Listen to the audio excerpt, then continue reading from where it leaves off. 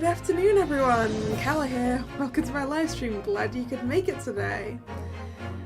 So, today we're back to The Great Ace Attorney. It has been about 2 months since we last played this. And technically, I think we're still in the middle of the same case, even though it's a separate chapter. So, quick summary from what I can remember. Our dear friend Inspector Gregson was murdered. And the finger of blame was pointed at Barak van Zieks, who didn't want us to represent him in the first place, but we convinced him otherwise.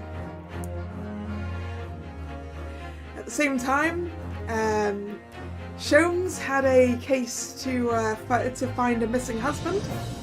We managed to find him within our witnesses for this case. We also managed to work out, I think, pretty much how Inspector Gregson died, but I don't remember if we actually figured out who.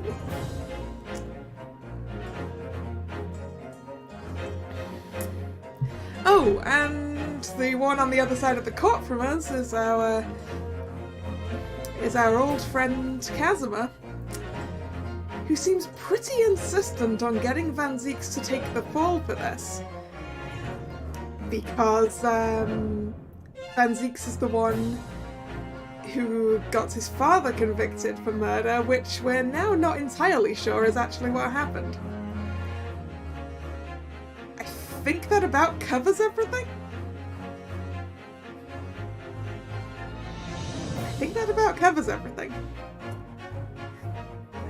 And hello, Nick. I'm fine. How are you? And now let's jump into it, and we're probably just going to get a little video thing that's going to summarize everything I just summarized, aren't we? So, final chapter. The resolve of Rianoski and Naruhodo.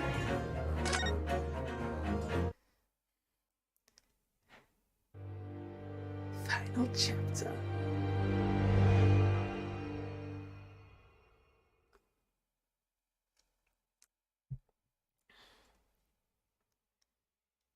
Okay, we're not going to start this one with a little video like the other ones did. Okay.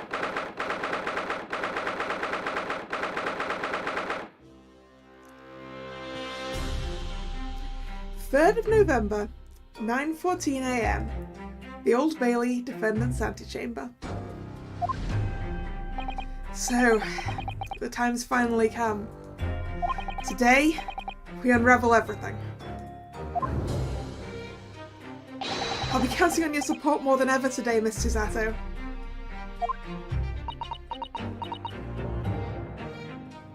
Oh, I forgot one thing in that we haven't seen the judge from Japan in a while. That's a thing. Because we saw him at the beginning of the last chapter, but then he just kind of disappeared, and I find that sus.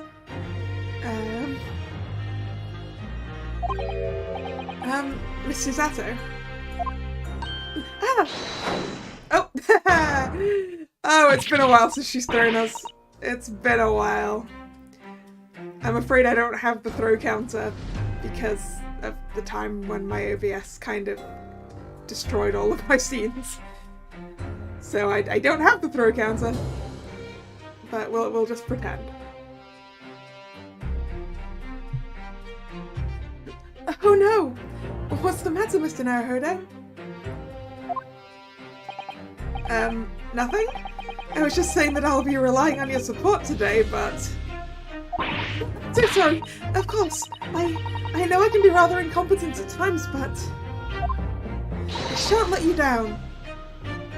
Mr. Zato, when have you ever been incompetent?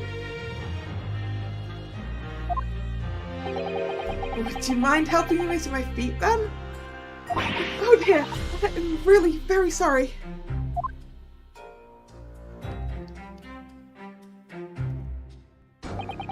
Suzette-san isn't her usual self at all. But that's hardly surprising, I suppose. She's just found out that her father is the partner of a world-famous detective. Oh yeah, that's what we found out. That Susato's dad is Watson. Which is who Iris believes her dad is. Sorry, not Watson, Wilson. Except not, his name isn't actually Wilson, but you know. He's the equivalent of Watson. And that's who Iris believed her dad was, and now we're very confused.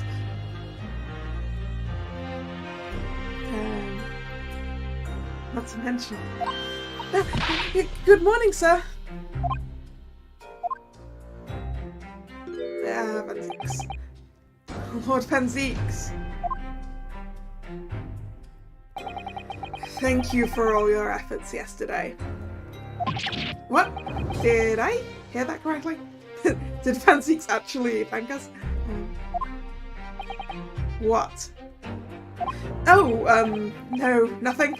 Just, I hope we can clear things up today. I really can't make this man out. His face says, I hate you, but his words are almost jovial today. In fact, he hasn't been very Reaper-like at all since this all began yesterday. I mean, we might finally get to find out who the Reaper actually is by the end of this, maybe. Lord Van Zieks isn't the Reaper, Mr. Naruhodo. Good point. The Reaper. I suppose in hindsight, I shouldn't have allowed that misconception to go unchallenged. Yeah, I think we established the Reaper as an organization, and I think we also established that Gregson was part of it.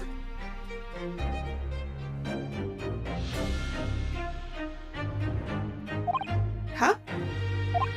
It was my tacit acceptance of that pseudonym.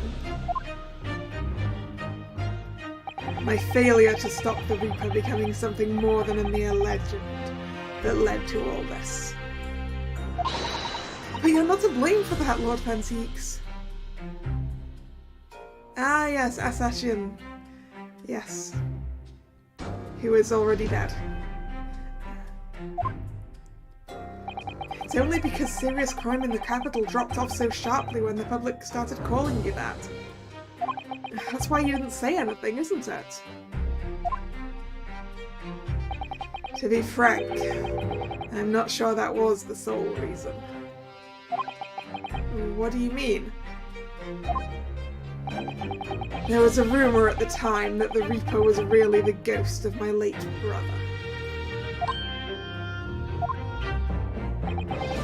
That having been slain by that evil killer, Clint's restless spirit returned as some sort of demigod.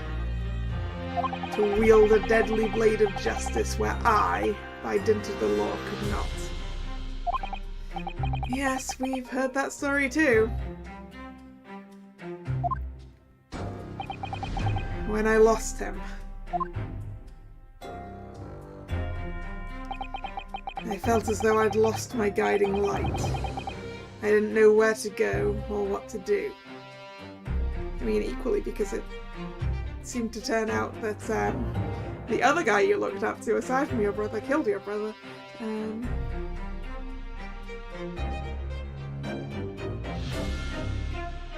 That's understandable, Van Zieks.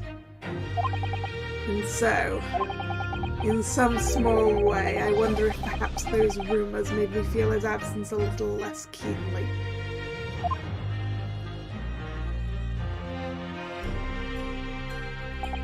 Even if I knew it was just an illusion, just some nonsense conjured up by an over-imaginative public. He was obviously extremely important to you. Lord Clint Van Zieks. Well, what's important now is uncovering the truth. That's all that matters. And I know that you didn't take anyone's life. And I intend to prove that beyond a shadow of a doubt in court today. I never thought I'd say this, but I can see it in your eyes. That burning desire to cut through all the lies and deception. I can't deny it any longer. You are a lawyer of absolute integrity. Wow, compliments from Van Zeeks. Thank you. Now tell me, why do I detect the scent of expensive tea leaves in the air? Because Iris is here. Oh, Iris, when did you get here? Oh. I brought you one of my special blends. Hurley loves it. He says it helps him to clear his head.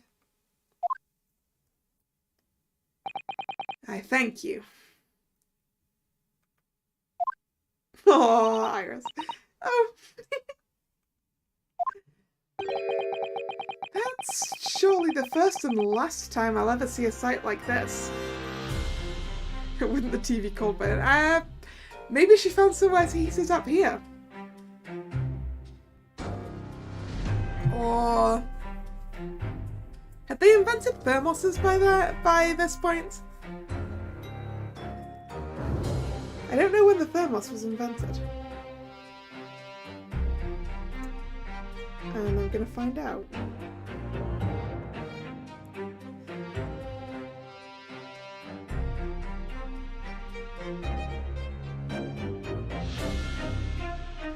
(1892). So she could have a thermos flask, a vacuum flask of any kind. She could have to keep it warm.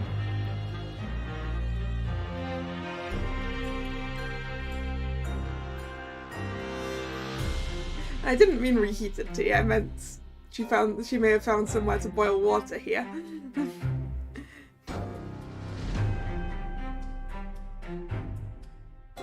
Oh yeah, that's true. She could also have invented one. That's equally true.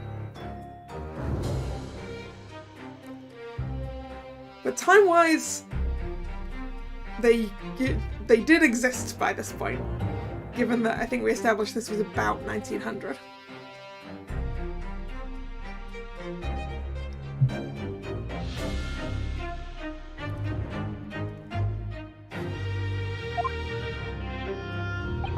You seem different today, Iris. Oh? Sort of subdued, I suppose? I am not! What happened yesterday is obviously still playing on her mind a lot. She's clearly very troubled about having stolen that autopsy report from Dr. Scythe's laboratory. Alright then, good luck to you both. I have to make a move now. Oh, you're not staying? I thought you'd want to watch today's proceedings. Well, I'd like to cheer you on, obviously. But I've got lots to get ready. Get ready for what? Oh, yes! Would you take this? Oh, look at it! It's a Herlock bunny. Oh, that's so cute. Isn't that one of the little felt dolls that's usually dangling from your knapsack? Yes, it's a lucky charm. A little Hurley that I made once. Aww, she's giving us a lucky charm. Aww, Iris. A Hurley? It looks more like a Hurley to me. Puns. If for some reason you completely run out of options in the trial today, then just pull this little Hurley's ears as hard as you possibly can. She's hidden something in there, hasn't she? I mean, you know, same. I would buy that as much. What? Pull his ears? That's right. It's a way to bring good luck. I think you might need it. Iris's lucky charm has been entered into the court record. A little doll of Mr. Sholmes in hair form. I've been told to tug its ears if I run out of options in the trial today. You think what we'll need is luck? I just sneaked a peek inside the courtroom, and it seemed very different to normal. Yes, it would seem that a certain someone has decided to pull out all the stops. What does that mean?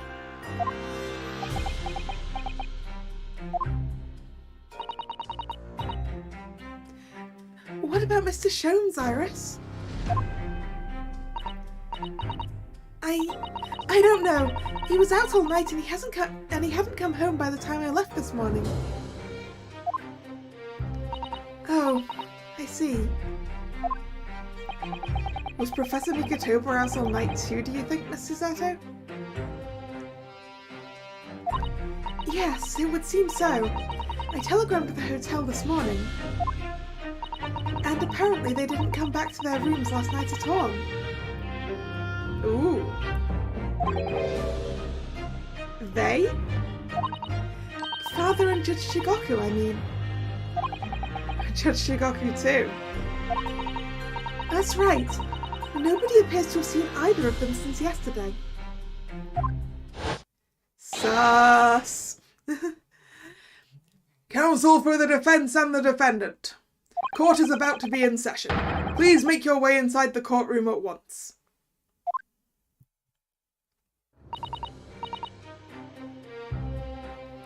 Good luck then, Runo. Good luck, Susie. Yes, thanks, Iris. And you, Mr. Reaper. I hope it goes well. Once again, I thank you for the delicious tea. It was very soothing. Oh, I'm so glad! We must go inside now, Lord Van Zieks.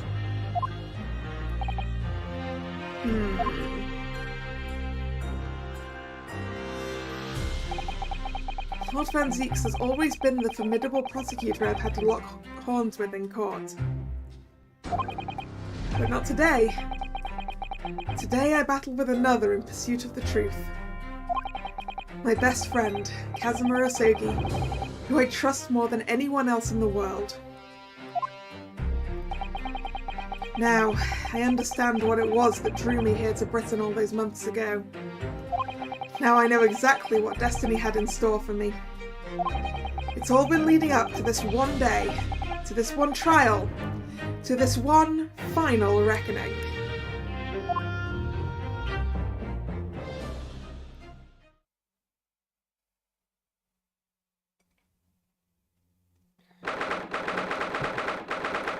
Third of November, 9:30 AM, the Old Bailey courtroom.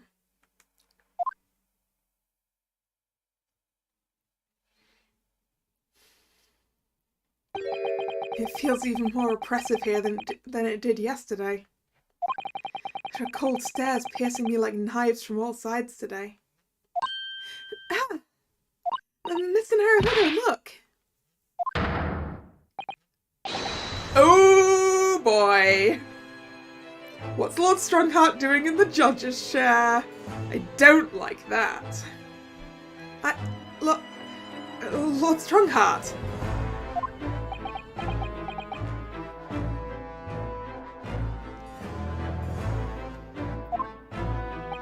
Kazuma must have known beforehand.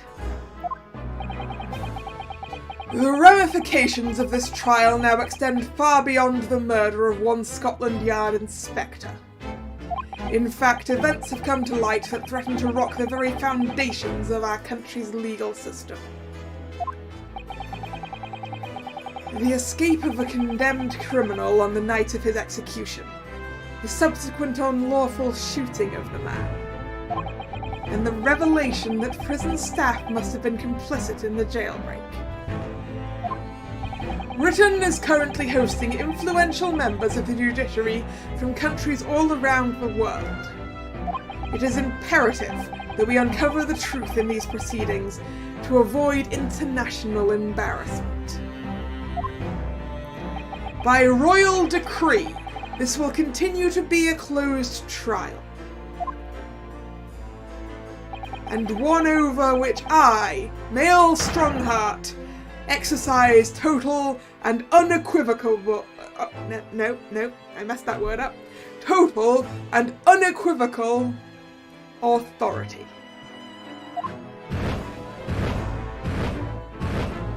Why do we have Jory flames?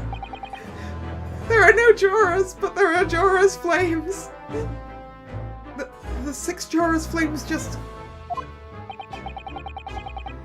As was the case in yesterday's proceedings, those here present in the public gallery are distinguished members of our judiciary, assembled to bear witness to a fair judicial process. In other words, a collection of your acolytes, Lord Strongheart. Ooh, burn. On a personal note, I find this most distressing, Lord Van Zeeks. You are a prosecutor of exceptional talent. He still is. Much like your brother Clint, in fact. Oof! I don't like that noise! I do not like the noise of that unicorn-headed cane being struck instead of a hammer. Don't like it. Nope. In the name of Her Majesty the Queen, I hereby declare this court to be in session. For the trial of Barak von Zeeks, who officially stands accused of murder.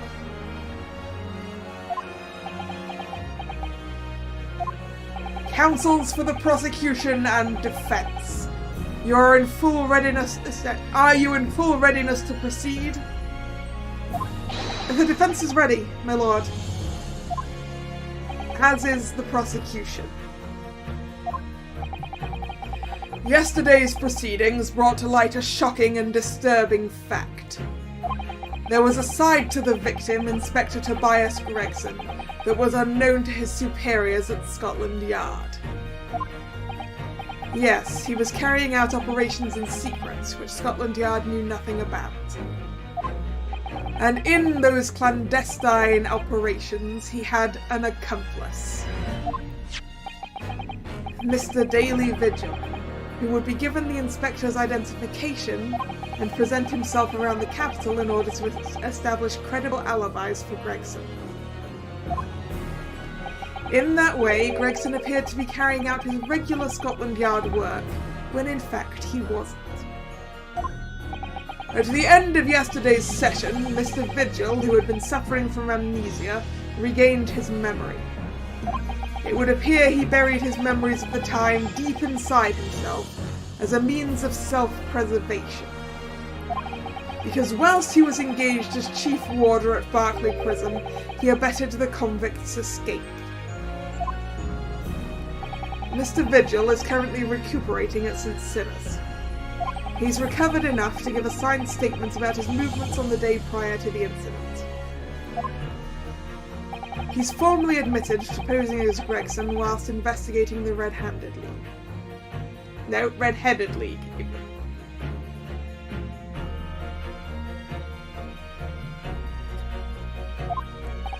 Which brings us to the crucial issue of the victim's time of death. The defense yesterday proposed a suggestion that the victim may have been killed one day earlier. This was based largely on the discovery that the victim's pocket watch had not been wound. They may have been red-handed, but they were caught red-handed. True.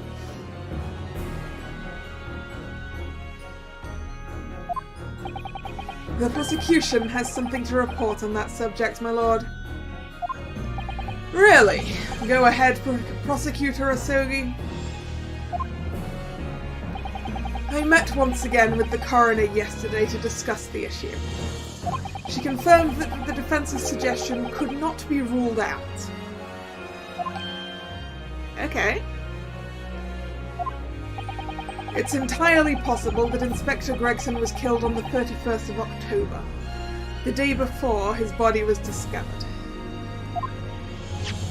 I have here an updated autopsy report that includes the amended details. But the official opinion of the investigation team was made clear yesterday, that the time of death was 5 PM on the 1st of November. Yes! And that's a blatant lie, Lord Strongheart. A blatant lie meant to frame the defendant.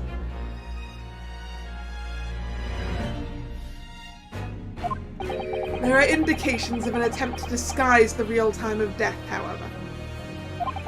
It seems that the natural decaying process of the victim's body may have been slowed by keeping it chilled. That's out of the question.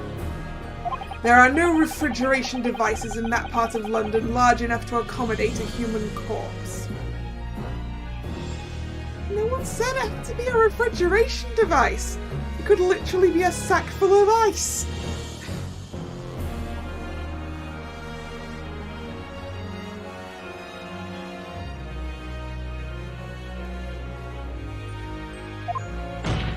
My lord, this is more than just conjecture.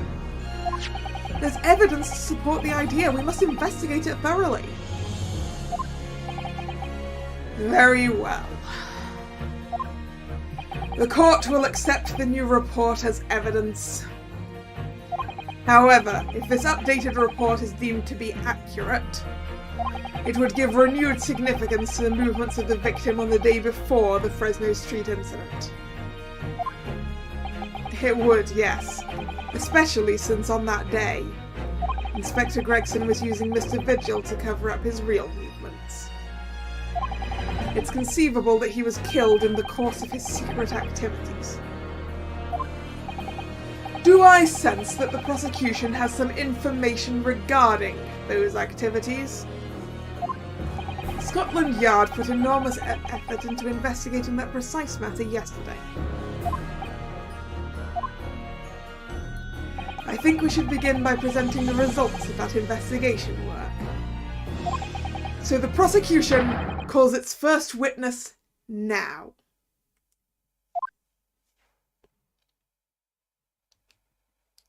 Oh, Gina. So, did we get the updated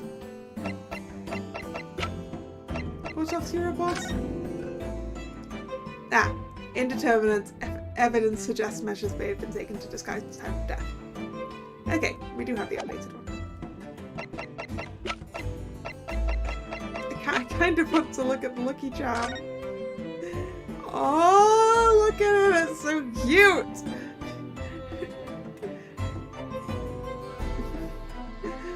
Oh, it's got a little bag. Ah. Let's look at its ears. What a charming little rabbity version of Mr. Shones. Do you suppose this is how Iris sees him? Are you alright, Mr. Naruhodo? Your eyes are veritably boring into the poor doll's ears. Oh, sorry, I was just wondering. What do you suppose would happen if I were to tug its ears with all my might right now? I'm sure that we'll find out when the time is right. To become a proper gentleman, you really must learn stoic patience. But I want to know! Same. Okay, we're not allowed to touch it just yet.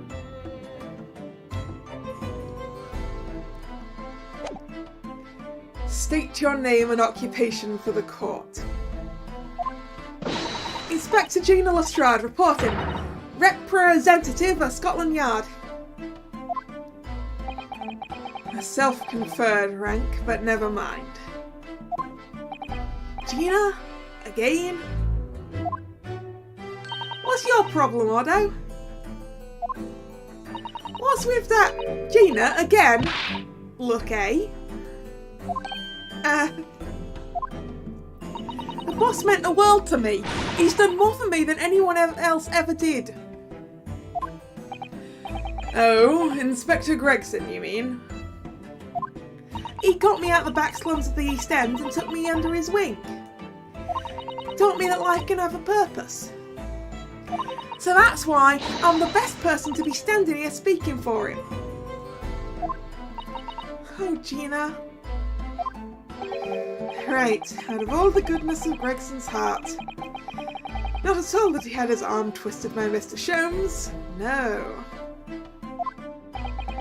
What's relevant to these proceedings is that the outcome of Scotland Yard's investigation yesterday has revealed that the victim was carrying out some assignment the police knew nothing about.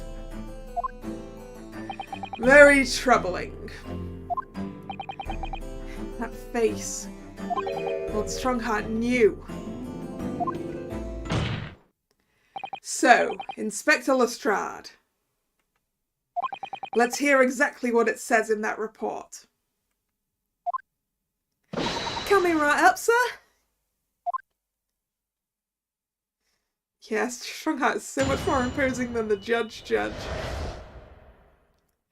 victim's movements. All Yard detectives are supposed to follow orders and investigate what they're told. But a little search in the boss's office turned up a notebook that had a lot of secret meetings in it. According to that, the boss was looking at some smuggled goods dealings that day. Looks like it was a big job and all, but the coppers weren't onto it yet. What matters most is, there's witnesses what saw the Reaper at the place too. Oh. Smuggled goods. I don't know, do I? I'm just telling you what was written in the book. Tobacco, tea, spices, medicines, goods of all sorts flow into London by illegal channels from across the globe. It's well known that they're disposed of at regular black markets that take place in the capital. But the police are rarely able to locate them in time. So Inspector Gregson was investigating one of those black markets? It's been suggested that high-ranking government officials may be involved in black market activity. No doubt Gregson was trying to avoid details of his investigations being linked to the involved parties. That would explain why he was operating on his own authority without the Yard's knowledge. I missed the actual judge's beard. That's what feels wrong. Strongheart doesn't have enough of a beard to be sat up there.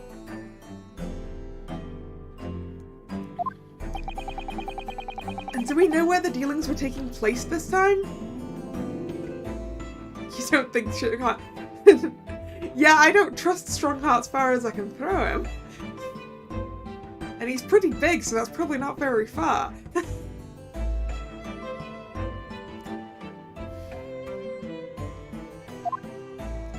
In a particular room of a certain exclusive London gentleman's club. And I assume this is gentleman's club in the leather armchairs and lots of whiskey scents. And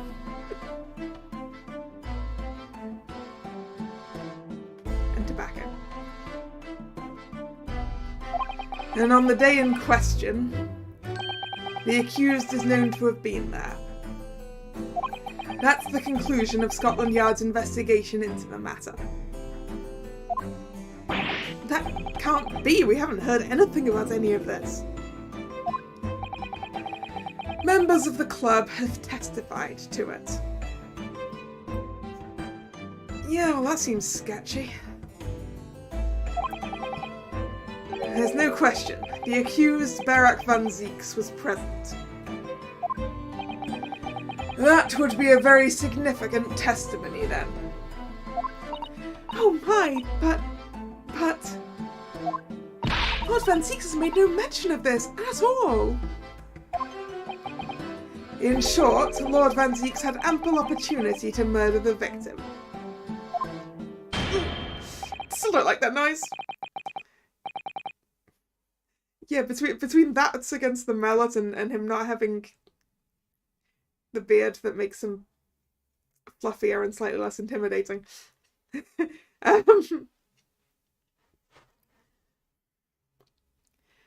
Very well then. Counsel for the defense, begin your cross-examination.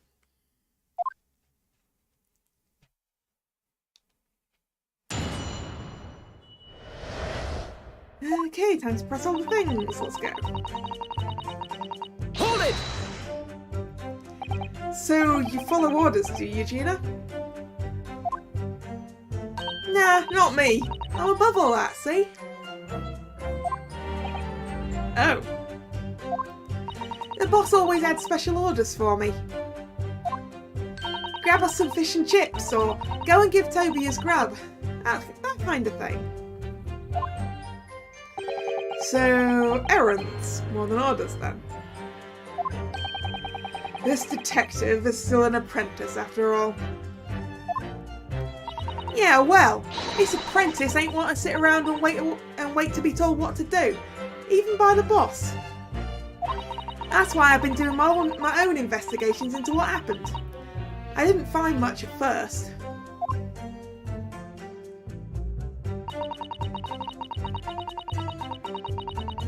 Hold it!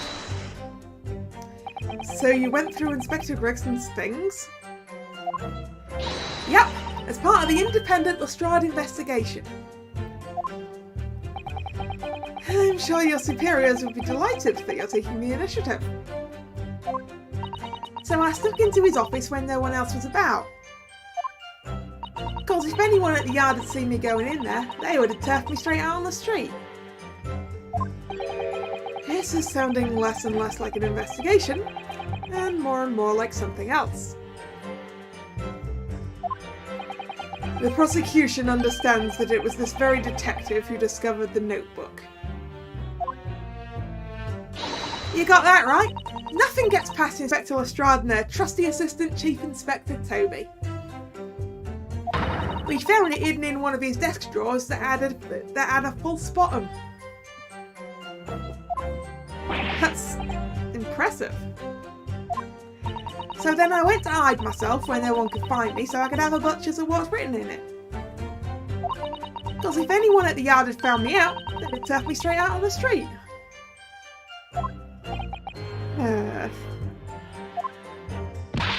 I've given it in now though, ain't I? And if it weren't for me, it'd never been found.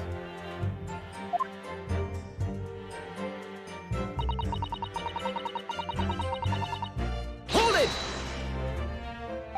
Do you have any idea where those dealings were taking place? Yep, it was all there in the boss's notes. Let's see if I can remember.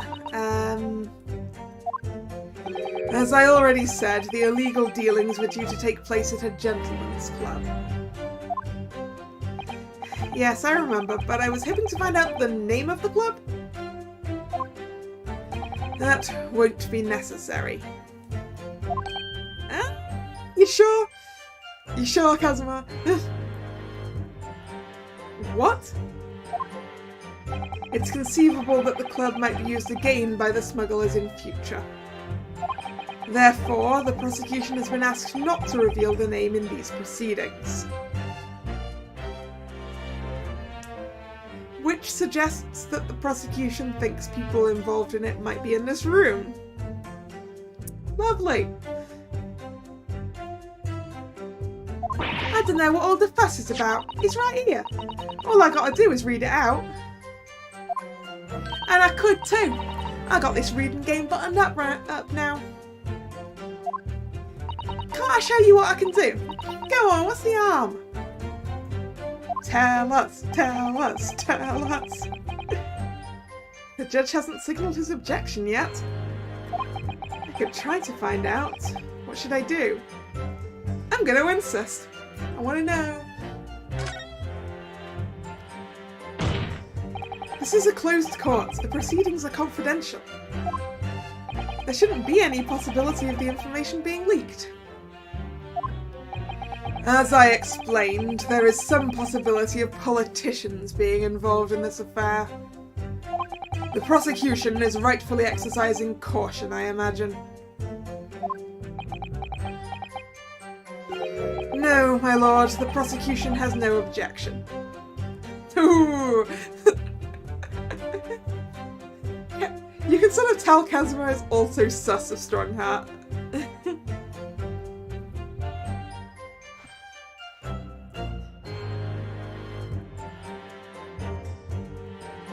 Actually, was Strongheart the judge in Kazuma's dad's trial? He was involved in some way, right? I don't know if we even have that information.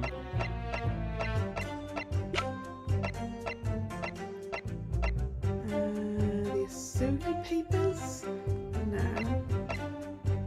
Clint's autopsy report? No. Okay, maybe it wasn't the Asogi papers. No. Okay, we don't have that information. I feel like we learnt that it was either that he was the judge or that he was supposed to be the prosecutor but let Van Zieks do it. I can't remember. Or maybe... I can't remember. Oh, Strongheart is not happy about that. Kazuma? There's no question that Inspector Gregson was looking into these black market dealings. However, it's not yet been established that he was on that particular trail on the day in question. If the defense requires to know the club's name, the prosecution has no intention of being obstructive. Right then, I get to show off my reading skills.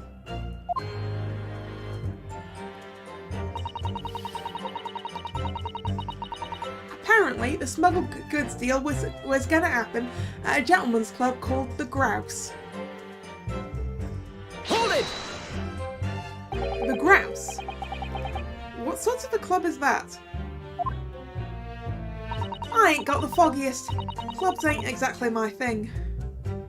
But I am kind of curious. If it's a gentleman's club, they're not going to let you in, Gina, I'm sorry. That sort of gentleman's club tends to be very insistent on the matter. They're not places where a foreign student like you would be readily admitted. Yeah, that too. Have you looked in the mirror recently? I'll tell you what. Me and Chief Inspector Toby could go in undercover. Why does Grouse... I mean... Do you mean a word you've heard before in general, or a word you've heard before in this? Because, I mean, I can tell you what a grouse is. It's a game bird. And Gina, I do not think that you and Inspector Toby could get yourselves into a gentleman's club.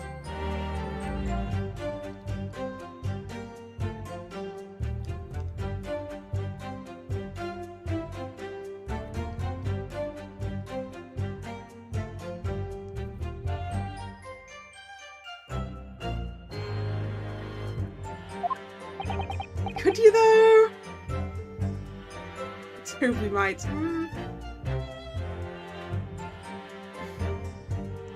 I don't know.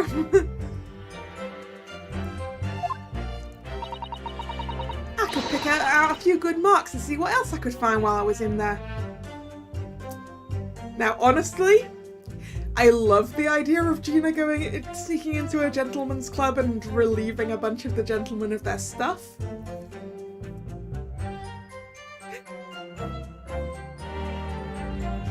Not least because yesterday in my role-playing game where I'm playing a character about as thievy as Gina, I did that exactly, which is why I'm amused about a gentleman's club being involved in this.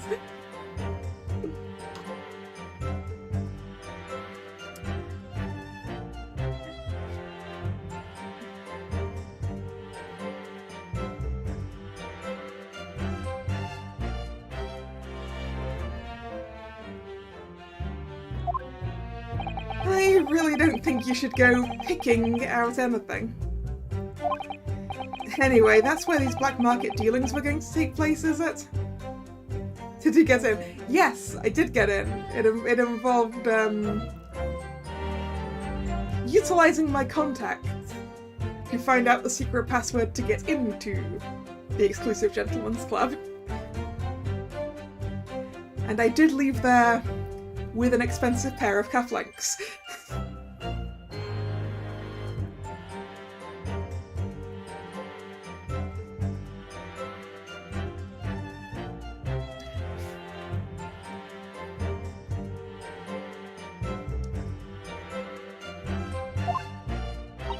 Yeah, it's gotta be.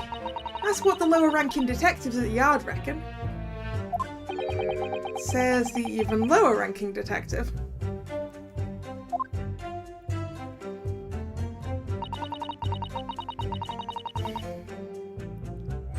Hold it! So how would Inspector Gregson come to find out about it in that case? That's the question, ain't it? I'm just an apprentice, so... And why didn't he inform Scotland Yard of his findings? Yeah, that's what I was asking myself, because, you know, I'm just an apprentice. When it suits you, yes. Anyway, the point is, something went on at that club, no question. You can't say that for certain, though, surely.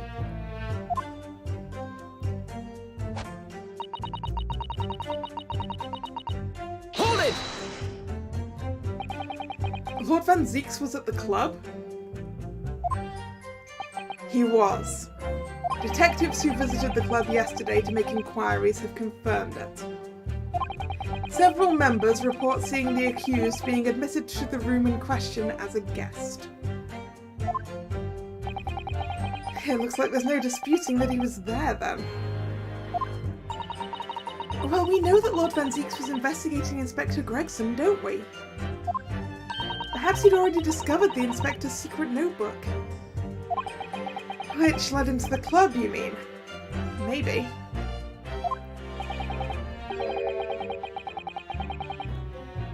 Presumably then there are also eyewitnesses who can testify that Gregson was there?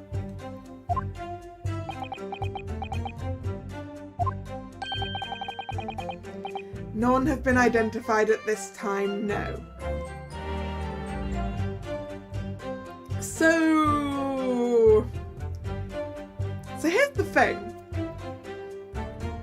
If you're suggesting that Van Zieks could have killed Gregson at the club or after the club, but you can't actually establish that Gregson was actually there,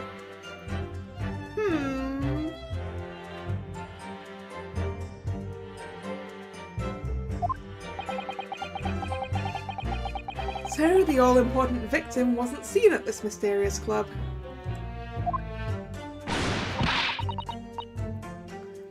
Oi! Why aren't you asking Inspector Lestrade here, eh?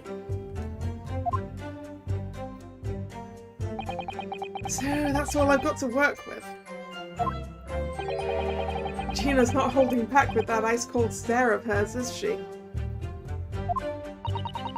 I really don't know what to make of all of this. Lord Van Zieks told us that he was investigating Inspector Gregson, but he never once mentioned that he met the Inspector the day before the incident. You don't think Lord Van Zieks could have been lying to us, do you? That's not the only way to explain this. Oh?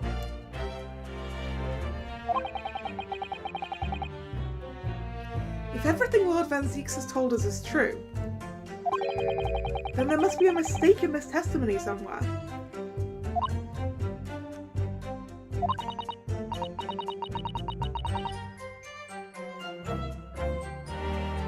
You mean there are details we've yet to uncover? Exactly. A clue, perhaps, that even Gina hasn't noticed. That's what we should be looking for here. Okay, I think we need to go around our evidence. The Red-Headed League article isn't going to help us. The photograph of Mr. Vigil is not going to help us. The letter of introduction is on the back of the... Wait, have we not looked at this?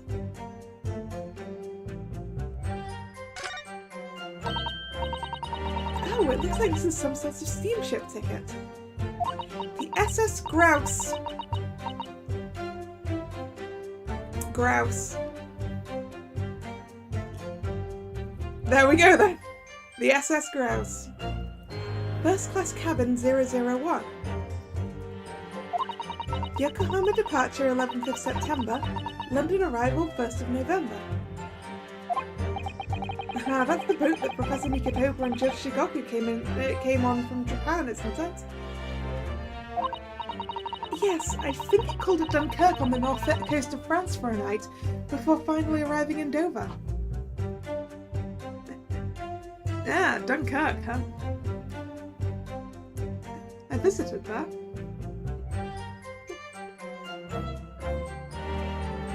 Recently.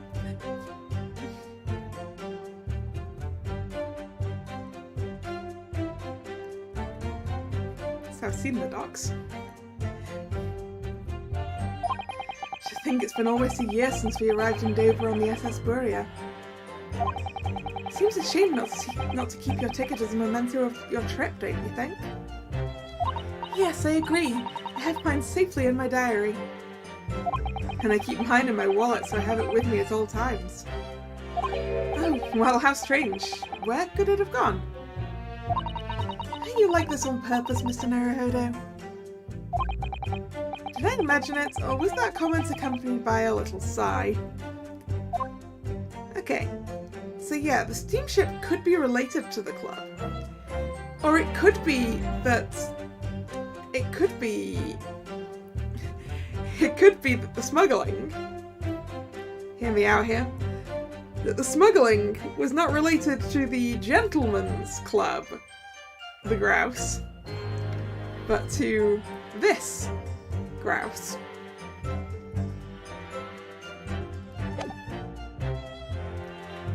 So let's try that. Let's present this Grouse to that Grouse. Objection! I've read about these clubs that exist here in Britain. As I understand it, they're places where well-to-do gentlemen socialise with friends and colleagues. Don't imagine for a second that a foreign student like you would be admitted. Seriously, is your mirror cracked or something? Do we know for sure that the contraband dealings were definitely happening at a club called the Grouse? The police are currently looking for evidence, but haven't found anything definitive yet. And I'm sorry to say they probably won't. What do you mean by that? I mean that the police inspector Gregson was secretly going to visit on the 31st of October. May not have been a gentleman's club at all. Oh, wait. Because if he was going to investigate it on the 31st... Now, the Grouse didn't arrive in Dover until the 1st. But we have a thing... Where is it? The passport for Gregson to go to Dunkirk on police business. So he obviously went to investigate it while it was sat at Dunkirk the night before. Anyway, okay, I'll see you later, Nick.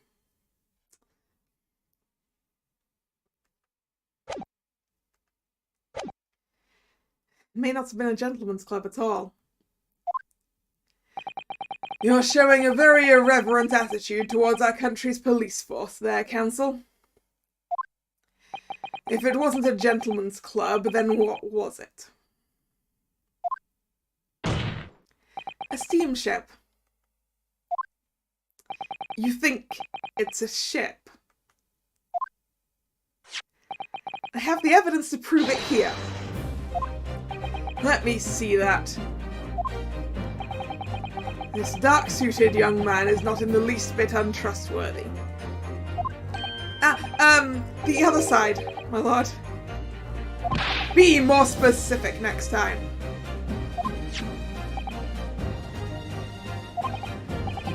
This would appear to be a ticket for passage upon a steamship, yes. The SS Grouse. Objection! So there's a steamship named the Grouse that happens to share a name with the club. But I'm afraid to say, there's a flaw in your logic there. Yeah, Casimir, if you're gonna say that it wasn't even in England on the 31st of October, well, I have evidence to suggest that Inspector Gregson wasn't either, so there. How? Look at the ticket. Notice the date of arrival in port. The ship arrived at the port of Dover on the 1st of November. The day on which the sound like a gunshot was heard on Fresno Street. In other words, on the day in question here, 31st of October, when the victim was on his clandestine mission. That ship hadn't yet docked on British shores. Yeah, I knew you were going to say that. That would certainly make an undercover investigation somewhat challenging. Objection! The fact that the steamship hadn't yet reached Britain substantiates the defence's assertion that the victim was investigating the SS Grouse on the day in question. Then show your evidence for that assertion. Very well. In that case, counsel for the defense, present your evidence to the court now. Evidence that substantiates your claim that the victim was investigating the SS Grouse on the 31st of October. Passport. Take that! What's this? A passport for travel issued to the victim. Dated 31st of October, what are you suggesting? I'm suggesting that just one day before the inspector's body was discovered, there's a distinct possibility he wasn't even in the country.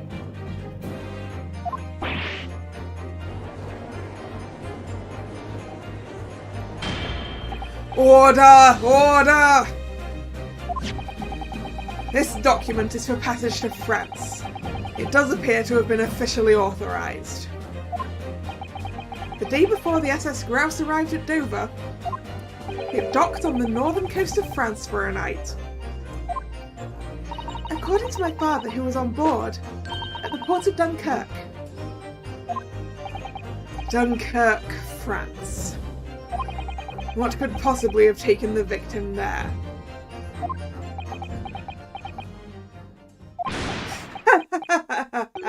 I'm impressed, Ryunosuke Naruhodo. I certainly didn't expect you to get your hands on that passport. What? You mean you knew about this? The prosecution's strategy for this trial has been laid down by the Crown Prosecution Office. On the day before the incident, the victim was investigating contraband dealings at a London club. That's the outcome of Scotland Yard's investigations and the line the prosecution has been asked to follow. But personally, I don't agree. I think that the prosecutor's office is trying to hide something. What? And now that you've expertly disproven their assertion, I intend to reveal what I believe that something to be. What are you playing at, Prosecutor Asogi? A courtroom is a forum for the truth, my lord. Which is why it's my duty to present all the facts, without exception. Let me guess, this was your intention from the outset, wasn't it? The reason Inspector Gregson secretly made his way to the steamship docked in France on the day in question was to carry out a mission for the Reaper. The Reaper?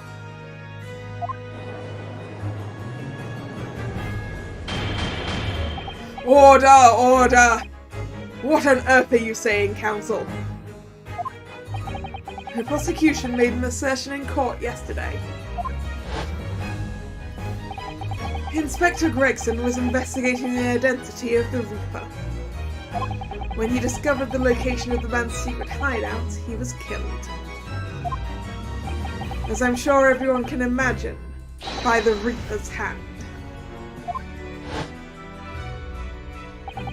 But in reality, the truth is the opposite of that. What? Inspector Gregson wasn't investigating the Reaper at all. He was, in fact, acting for the Reaper. Yeah, we worked that one out. So, you're saying that the mission he was undertaking was, obviously, an assassination. Barak van Zieks never carried out any of the actual killings. Whenever the Reaper's victims lost their lives, he always had a cast-iron alibi. Which tells us that he must have had an accomplice. And you claim that was Inspector Gregson. What the hell do you think you're saying, eh? Our boss would never have done nothing like that. And yet, when you consider all of the facts, it all makes perfect sense. No, it can't be. We also arrived at the same conclusion, didn't we? That Inspector Gregson was operating as the Reaper. Even so, there's no way the person giving him his orders was Lord Van Zieks. No, the true Reaper is somebody else. Possibly Strongheart. Barak van Zieks is not the Reaper. A predictable response from someone who's advocating for the man. And even if it's true that Gregson was operating as an agent of the Reaper, the suggestion that he went aboard the SS Grouse on an assassination mission doesn't follow at all. Oh, you have some solid reason for doubting the assertion, do you, Counsel? Absolutely, it's very simple. On the day in question, nobody was killed aboard that steamship. I'm not sure. Possibly Gregson was killed aboard that steamship.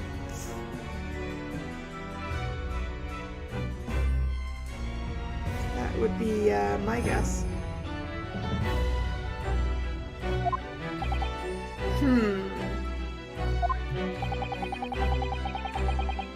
Professor Mikotoba and Judge Jigoku were on that very ship. If someone had been assassinated, I'm certain we would have heard about it. What's so funny? You're right, of course. No suspicious deaths were reported on board the ship. But I think perhaps you've missed the point. That's precisely why Inspector Gregson himself lost his life.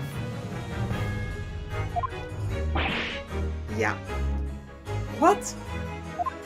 Gregson did board the SS Grouse that night with the intention of dispatching his mark. But his mission ended in failure. Failure? It seems that the defense hasn't yet grasped a very important detail here. What are you talking about? What detail? Inspector Gina Lestrade. Eh? What? The victim's notebook that you read an excerpt from earlier. That doesn't contain details of secret investigations at all. It describes 10 years of assassination plots to be carried out by the Reaper of the Bailey. You're lying! Even if all of them bludgers what got taken out had it coming, the boss weren't the Reaper. Oh, Gina. There's no question that Tobias Gregson was heavily involved in the Reaper's activities. He may just be an apprentice, but if you spent any time at Scotland Yard, you must have heard rumours. I ain't heard nothing, and I don't believe a word of it. Then testify again, as a representative of Scotland Yard.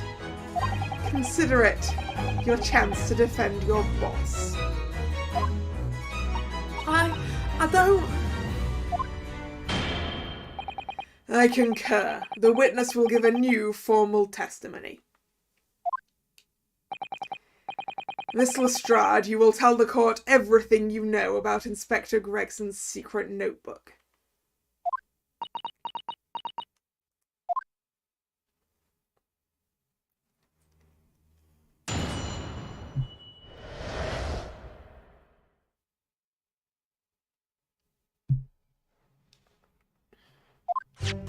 Yeah, this notebook does have a lot of stuff about what the Reaper got up to in these past 10 years. Names of victims, dates and places and stuff. And the last entry in there was 31st of October. It said grouse for the place on that date, and then the name of the mark. What's the name of the mark? And is it Judge Jigoku? Or...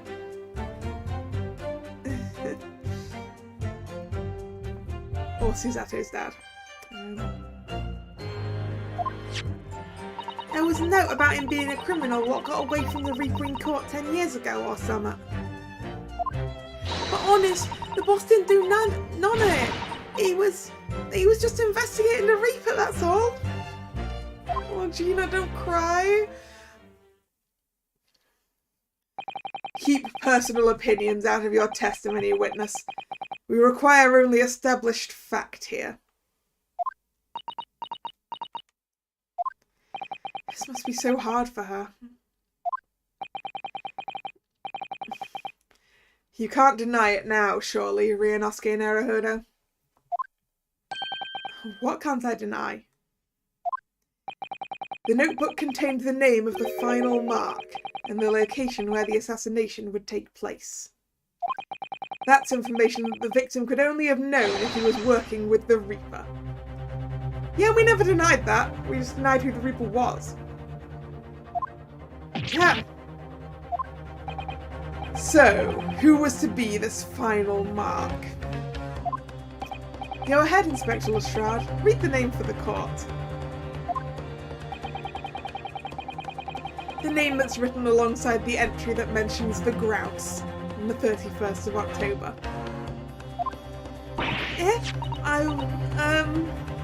How do you read this then? Reading's still not her strong suit.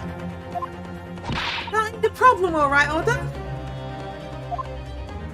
It's a funny name, it ain't English. It's hard to read. Oh, it's either Jigoku or Mikotoba.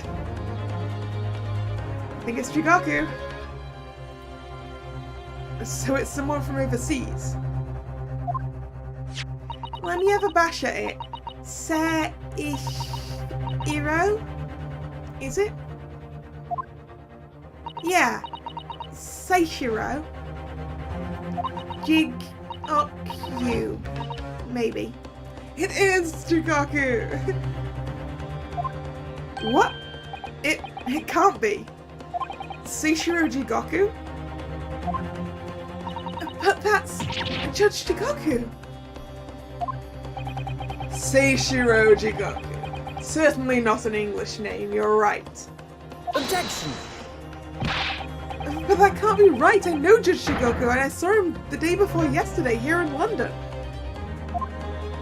So I know for a fact the man hasn't been assassinated. Yes, that's the point.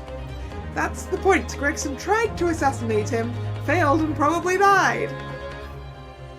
As I said, Judge Jigoku was sus. What if Judge Jigoku was the professor all along? As I said, the Reaper failed. Oh. Gregson missed his chance to kill his mark and returned to British shores. But the Reaper wouldn't tolerate the mistake. So he killed the Inspector, personally. Or Gregson failed to kill Judge Shigoku, was killed in return, and then carefully arranged. The Reaper, of course, being the accused, Barak van Zieks. It's an undeniably logical argument.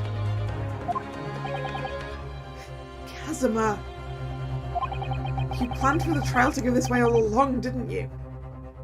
Hold it!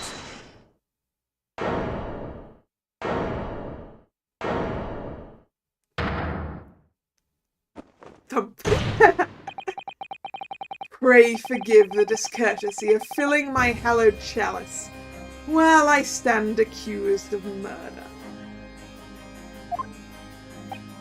Lord Van Zieks. The accused has no right to speak uninvited in court. You will return to the dock. I say nothing of whether or not I'm the Reaper. That's the task of this court to decide.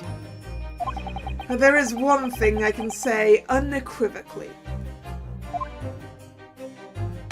Goodbye, Chalice. That girl is no detective. Eh? What? Nah, that's right, I ain't. I'm an inspector. Repeating rumours heard around the yard, reading entries from a notebook of unconfirmed origin. That's not testimony, it's practically a script. No doubt the rest of this trial will go exactly as you clearly planned.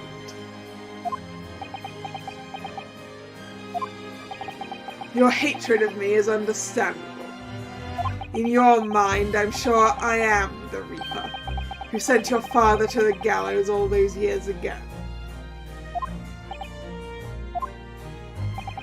That you're in danger of becoming a far more sinister Reaper yourself, by attempting to have me condemned with this feeble excuse for testimony. What did you say? Mr. Naruhodo, this is our chance. My lord, the defense requests that the defendant be allowed to speak. He may be privy to important information relating to the testimony just given by the witness.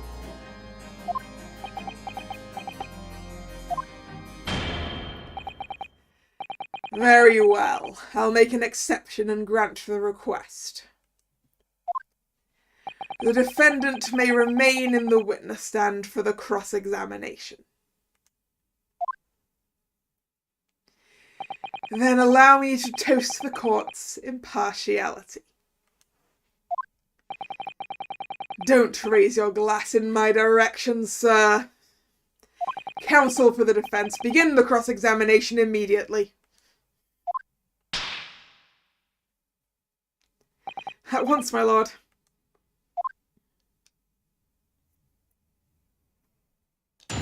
Time to press all the things.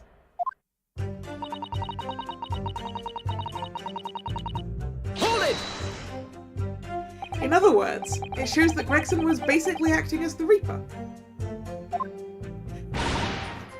Not you and all! That ain't the only explanation, is it? He could have been investigating the Reaper in secret, and that notebook said what he found out. If I may. When originally people began referring to me as the Reaper, I didn't object. I believed the power to intimidate London's criminal classes into compliance with the law to be beneficial. But you carried out your own investigations into the true identity of the Reaper, didn't you? Yes, and those investigations proved conclusively that Gregson was one arm of the Reaper. One arm? What are you on about? The Reaper's victims were all extremely shrewd criminals at the top of their game. There's simply no way one person could have taken them on alone. The Reaper is an organization. With you at its head?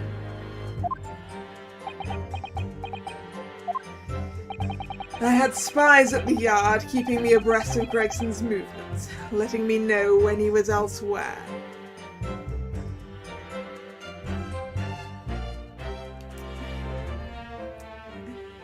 Hey, Hunter. Your phone doesn't like the stream, huh?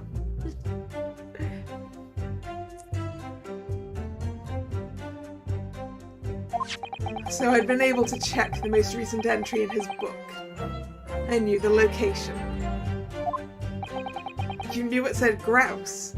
And so that's why Van Zieks was seen at the Gentleman's Club, the Grouse.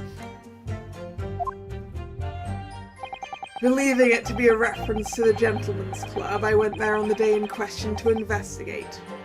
Alone. And so that explains why several members of the club claim to have seen you there. But of course the inspector was not there.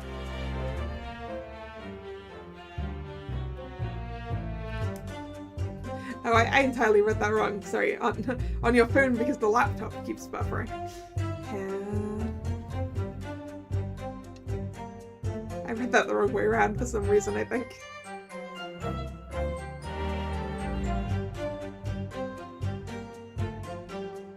Excuse me! Whoops, I forgot. That's not what I was supposed to be doing. Do you have something to say about that, Gina? Gina? How'd it come to this, eh, boss? She's lost in her thoughts about Gregson. I suppose I shouldn't be surprised. I probably shouldn't pursue her too hard unless she really reacts strangely to something. I wasn't intending on pursuing her. I'd accidentally ended up over on her instead. Whoops. Let's focus on the testimony, please, Counsel. Yeah, I know. That was a mistake. Just a second. I think I need to press that again because I didn't get to the end of it. Hold it! Right, let's just... How am I doing today? I'm fine. How are you?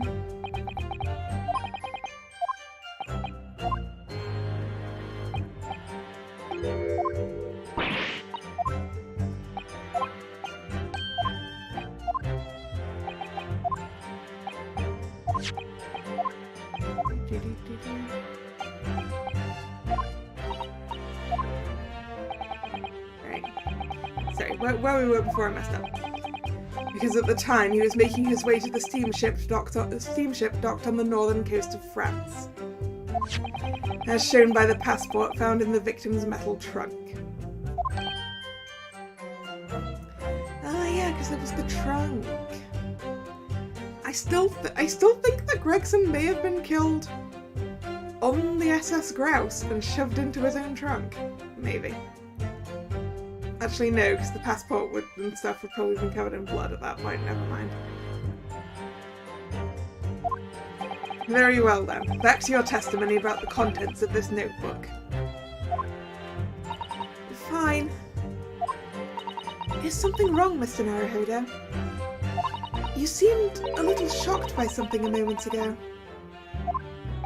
Oh, no, it's alright.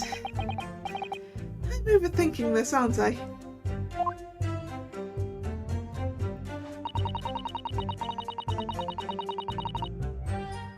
Hold it! Names of victims, dates, places, and stuff? What in particular? Well, besides the victims' names, this other name kept cropping up. What other name was that? It's the one I told you yesterday. The same name written over and over again. Asa Shin, right? You mean Asa Shin? That's the one. She's a friend of yours or something, isn't she? I wouldn't say friend. Also, she's dead. Were you even listening yesterday? Assassin. The assassin. What? Like, a killer, you mean? Gregson was the tactician, the one who came up with the plan of attack.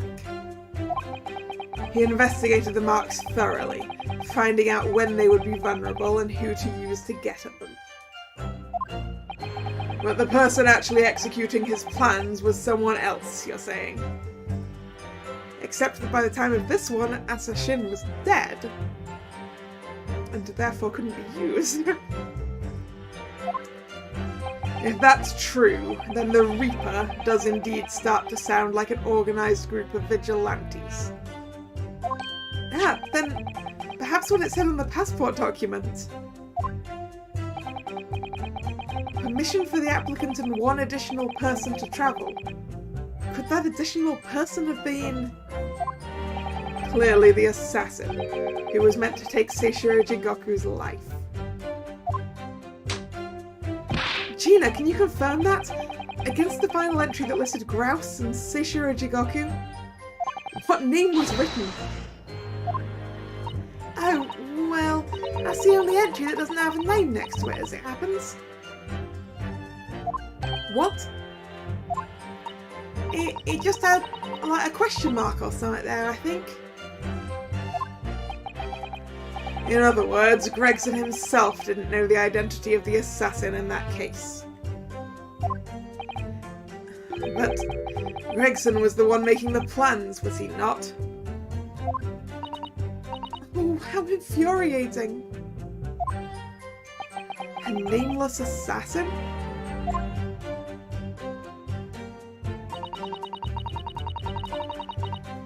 Hold it! And you're saying that the mark listed was Seishiro Jigoku? That's what I said. Funny name, if you ask me. And I thought your name was odd. So pleased to have lost my crown there. Mr. Jigoku is the presiding judge of Japan's Supreme Court of Judicature. I remember the man. He came to our country as a visiting student 16 years ago. Studying international law and diplomacy under your tutelage, Lord Strongheart. That bearded young fellow was a very able man, I must say. So Lord Strongheart was Judge Jigoku's mentor. If I'm not mistaken, he returned to Japan 10 years ago now. 10 years ago, after that fateful case. Precisely. In the aftermath of the Professor case, Let's try that one again. His repatriation was organised immediately. Is that how you pronounce that? I have no idea.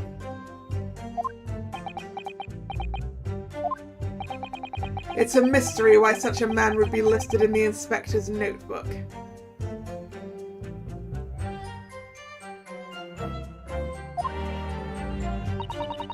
I didn't think it was possible, but the mood in here's got even worse now. Just keep talking.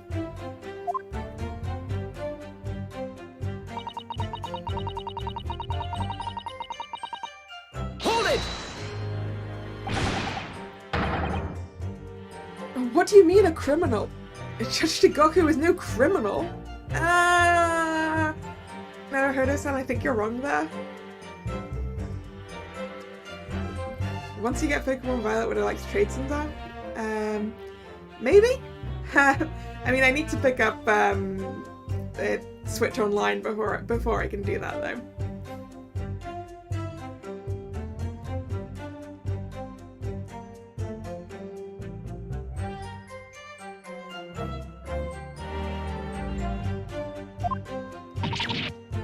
Well, don't ask me, I don't know nothing about it. Oh, do you remember what Father told us? But Judge Shigoku did once appear in court here in Britain. It was related to the Professor case, I'm sure. Oh yeah. Yes, of course. You're right.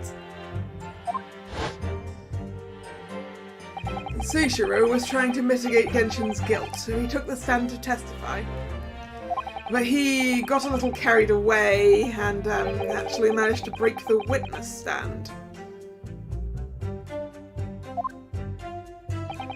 He also said some contemptuous words about the British Empire, for which he was charged.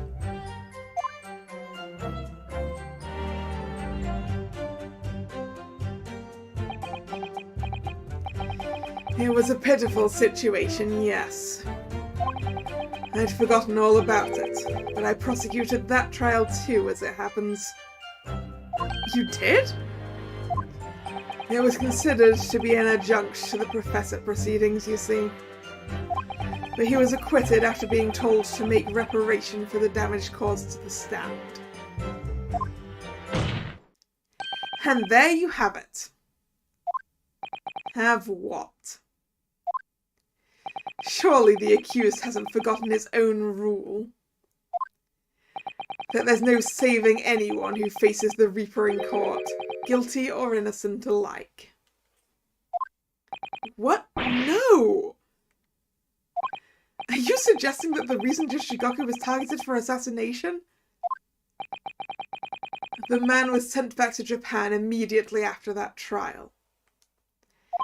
The Reaper had no time to do his work.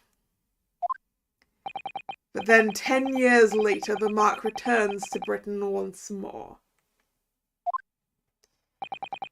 Perhaps now you start to see just how vindictive the Reaper is. Come on, that's absurd! To take someone's life for that? Isn't the whole premise of the Reaper absurd? Killing those who have been found innocent. So, the suggestion here, I think, is that whoever actually is the Reaper and is trying to pin it on Van Zieks tried to have Judge Shigoku killed to pin it on him, and then that failed. So instead, they decided to kill Gregson to pin it on him. Maybe. Clearly the rules by which the man operates are beyond a sane person's comprehension. But...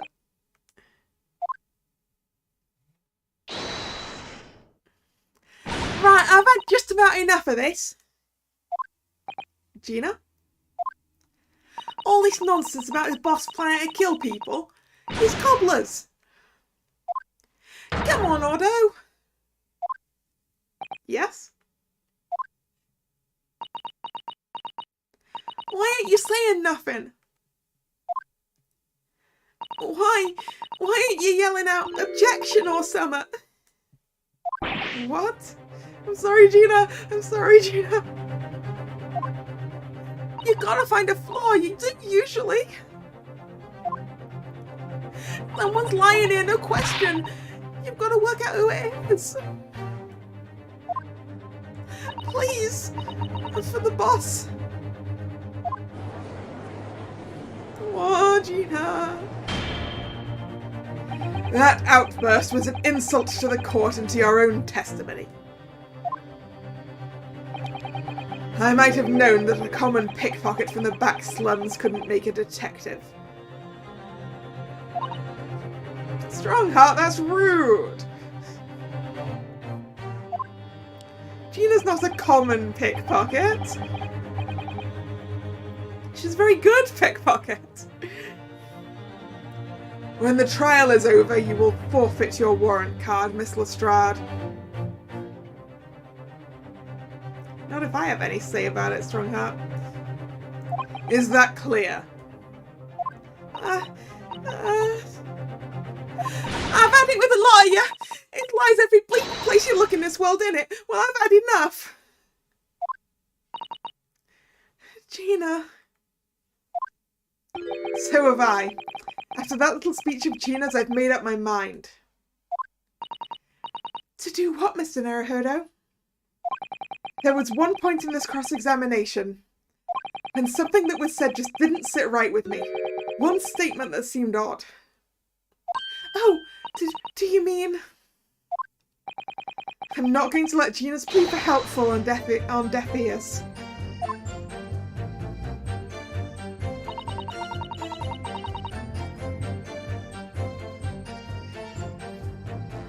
Hold it! I want to thank you, Gina. You helped me find my resolve. Eh? What do you mean?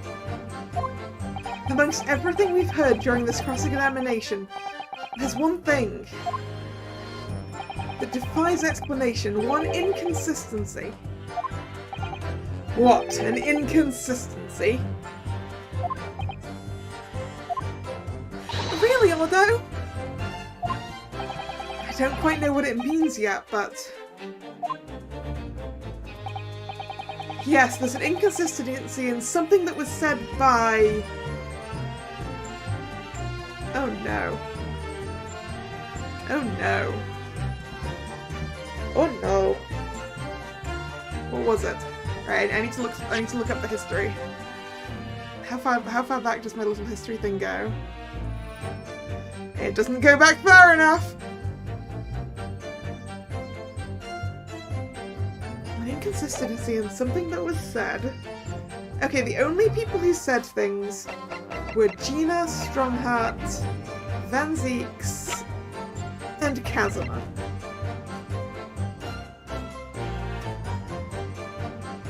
Is it Kazuma's inconsistency? I feel like it's Kazuma or Strongheart.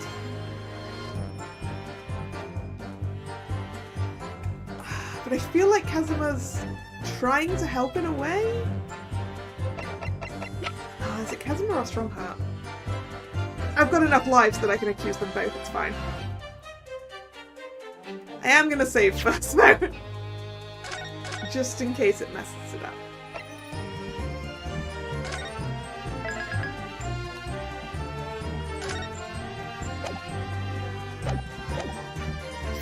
I think it was something Strongheart said. I think. Take that! There was definitely something strange about it that didn't add up. The inconsistency is a statement made by this person. Objection! People can only be inconsistent in what they say if they actually testify. But in case you hadn't noticed, the person you're accusing isn't even in the stand. Okay. The defense appears unable to respond to that replication. Any further obviously deliberate obstructions to these proceedings will not be tolerated, counsel. Okay, I have to pick one of the two who's in the stand. No, wait! That's not strictly true, is it? The person doesn't necessarily have to be in the stand to say something that doesn't add up in court. Mr. Naruhodo, I'm quite sure that you're just a step away from the right answer. Okay, it was Kazuma, I think. You just need to listen carefully to what people are saying again. So that's what we have to work with. It may help us that Lord Van Zieks is in the stand too. Yes, perhaps.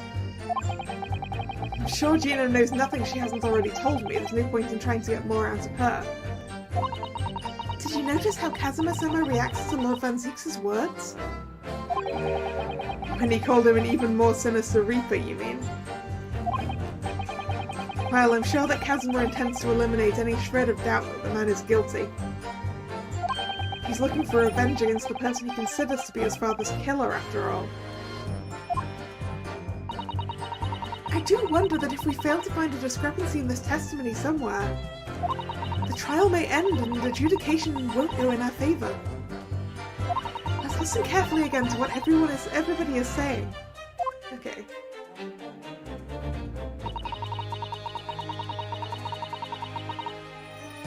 Probably should actually do it again.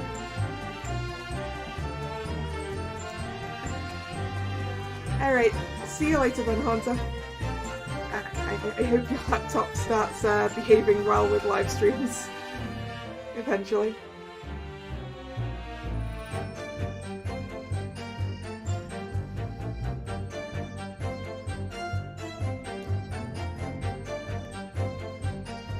What one was it off?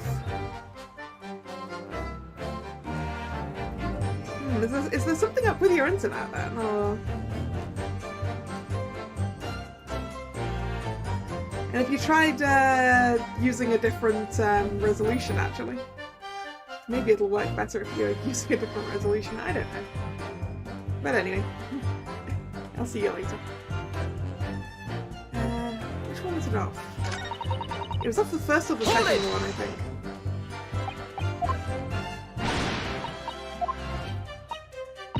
I don't think...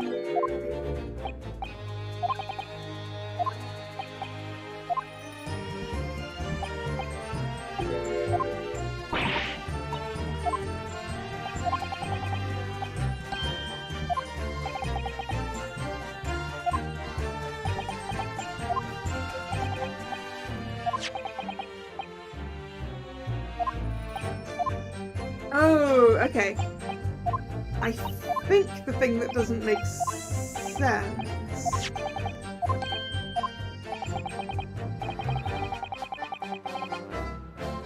Yes, I think I understand.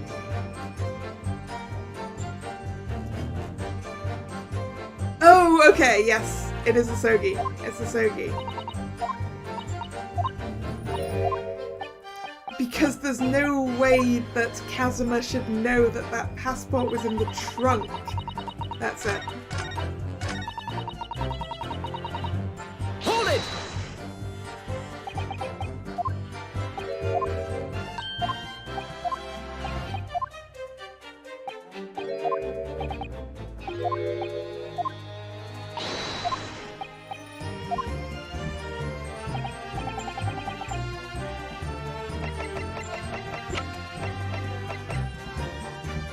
Take that!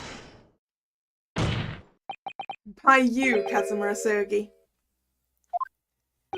Me? Is this some attempt at filibustering, Council? Prosecutor Asogi has given no testimony. What are you suggesting I said that was inconsistent? You let something slip that you shouldn't have. When I present the relevant piece of evidence, I imagine you'll realize what you've done. Very well then, Counsel, go ahead. What evidence reveals this alleged inconsistency in something Professor Asogi has said?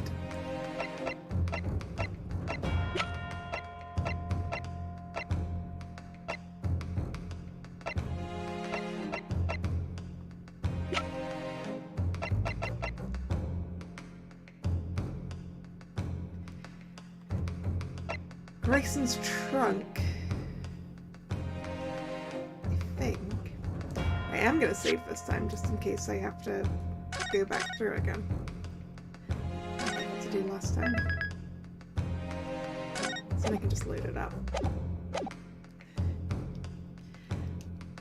Because he said about this being found in the trunk.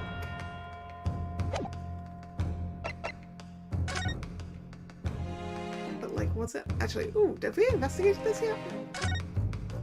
Have you seen this huge gash across the side of the trunk here? I don't remember that. It's gone right through the leather and into the metal behind. Gosh, for a metal chest like this to have been so badly damaged. Whatever made the gash must have struck the side of the trunk with considerable force. I wonder how it happened.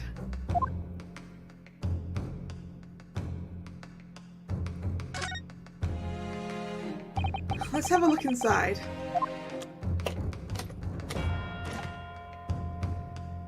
Yeah, because the passport is in here. I think it's just reset the things that we looked at before. Look, there's something inside. Oh, let's see. It appears to be a passport authorizing him to travel overseas. Was Inspector Gregson about to go on a trip abroad then? Perhaps the date of departure might tell us something. That was... Oh! What is it? It was for travel on the 31st of October, just one day before the incident. What, really? Gregson went to France the day before his body was discovered? And then we've got blood on this side. Look at this dark stain here. Do you think... Yes, I'm afraid so. I think it's blood. I knew you were going to say that. So that presumably means that this was present at the scene when Inspector Gregson was killed. It's the most logical conclusion, yes. To think Gina's been carrying this around with her. If you didn't know any better, I suppose it does look like a grease stain from all the fish and chips. Does it though?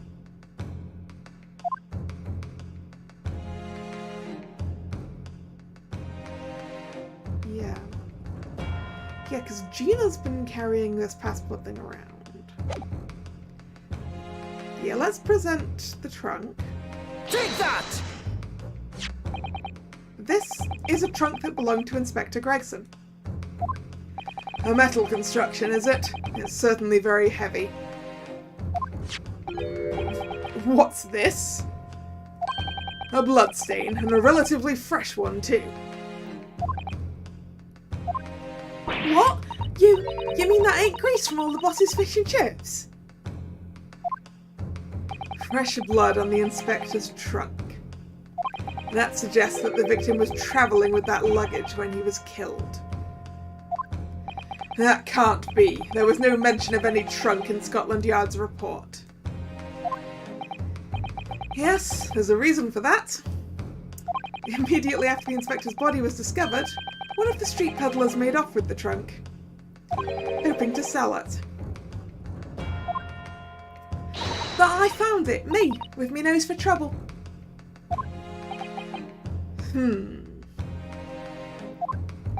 Which means that nobody should have known anything about the trunk. Unless, of course, we're talking about someone who was present when the victim was killed.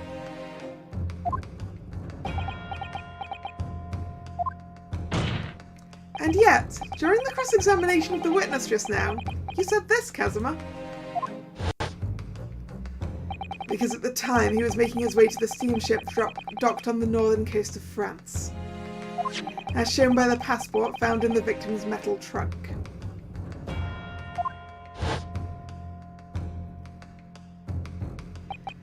So the question is, how did you know about the inspector's trunk?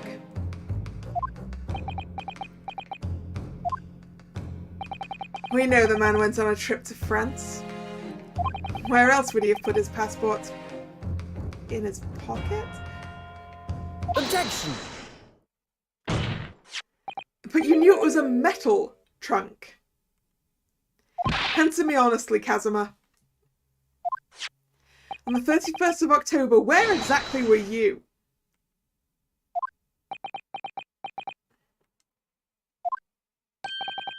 At the port of Dunkirk on board the SS Grouse.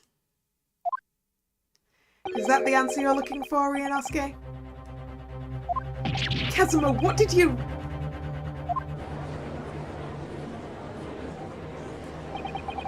I hadn't considered the possibility before, but if Kazuma was there on the ship, then it can only have been for one purpose. As the assassin?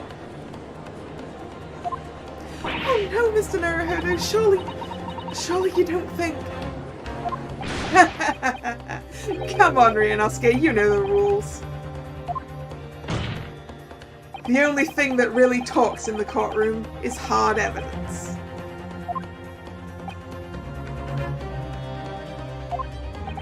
As I understand it, Inspector Gregson always took that case with him when he travelled. So as it stands, you've proved nothing. Kazuma, are you challenging me to prove it, beyond all reasonable doubt? That you were there that day, in the same place as the inspector? He was there, with Gregson? is a clue that you've overlooked. A secret that trunk can tell us. I can't be sure at this point. I'll need to verify it. But I have a nasty feeling that I'm going to be right. The accusation being made is deeply disturbing, but nevertheless, we must test it. The defense will identify for the court where in the trunk this alleged clue is to be found. Where is the evidence that ties Prosecutor Asogi to Inspector Gregson?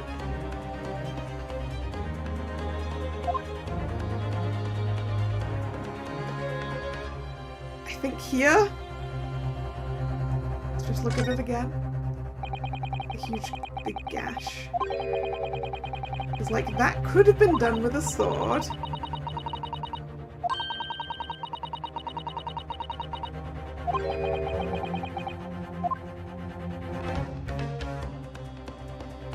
Can I open this up a sec?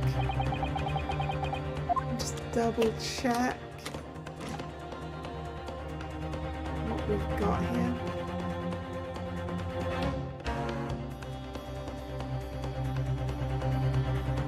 I mean, I guess the only real options are going to be the... It's got to be this, right? You know, that's interesting.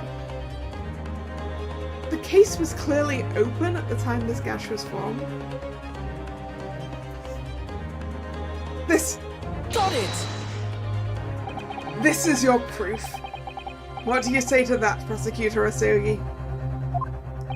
Personally, I think tying the defense counsel to the inspector's trunk and tossing it into the sea would be more helpful. What? At least that way London's courtrooms will be safe from his destructive accusations. I believe that was a rather long-winded way of telling you that you're wrong, Mr. Naruhodo. Very well. Then let's see if you sink or swim under the weight of this penalty, counsel.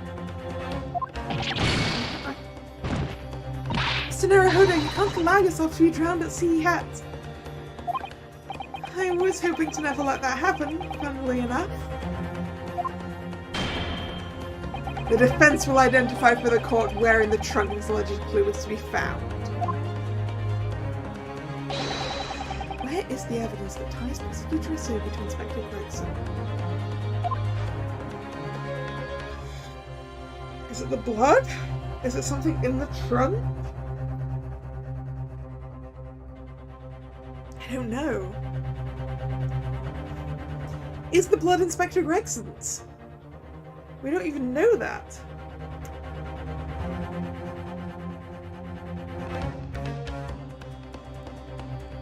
There's nothing to say who his +1 is either.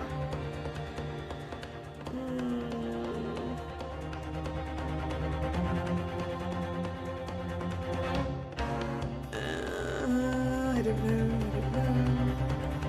Maybe I need to check the guide.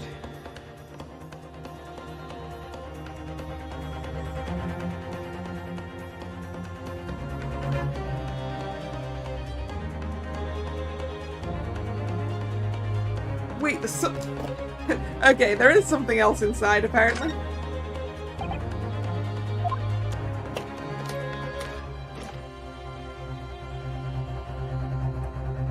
This!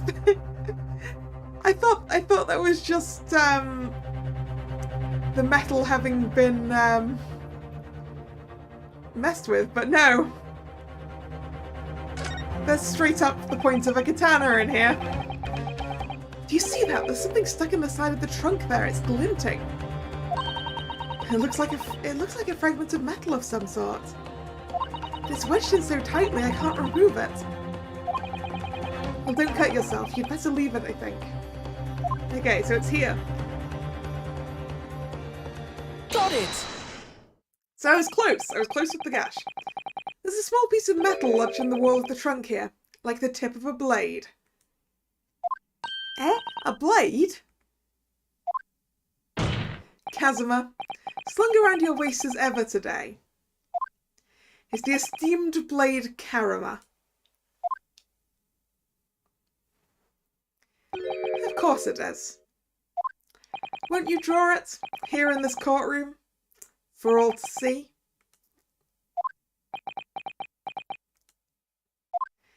Exercise caution, my learned friend. That man is the son of London's most notorious killer. Bailiff, watch Professor Asogi like a hawk. That won't be necessary. It's missing its point. Oh no! The tip is broken. If the fragment of metal from the trunk fits together with the end of the sword, the question of who was there with Inspector Gregson will be answered.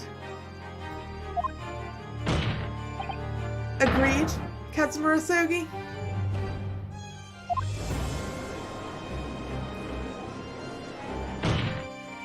Expertly done, Ryunosuke. That's a point to you and well deserved. Do you mean to tell the court, Prosecutor Asogi? Yes. On 31st of October, I accompanied Inspector Gregson to Dunkirk in order to carry out a mission. So the additional person authorized to travel was me. And the mission was the assassination of the Mark. What? You mean you're the killer whose name was omitted from this notebook? You were following the Reaper's orders to dispatch Judge Shigoku? Let me make one thing perfectly clear. I have killed no one. Explain. I accepted the assassination mission, yes, and I accompanied Gregson to Dunkirk. But I never had any intention of carrying out the plan. You were never going to do it? We can believe Kazuma-sama, I'm sure. After all, Judge Shigoku arrived safely in London the following day.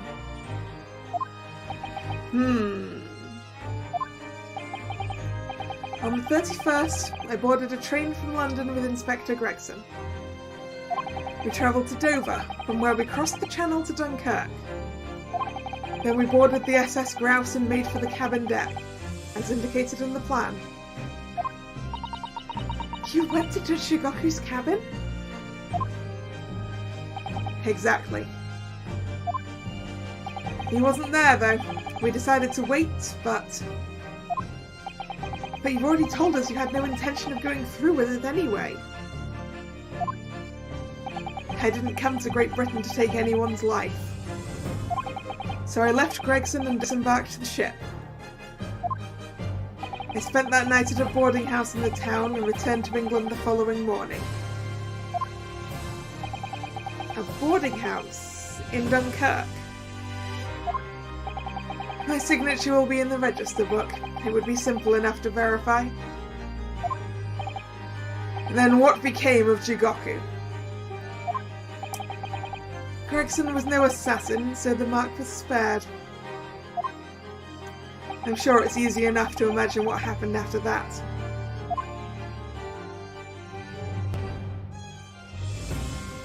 Gregson returned to England as well, having failed to complete the mission. He met with the Reaper in that room on Fresno Street to report the failure, causing the infuriated mastermind to pull the trigger and end his wretched agent's life.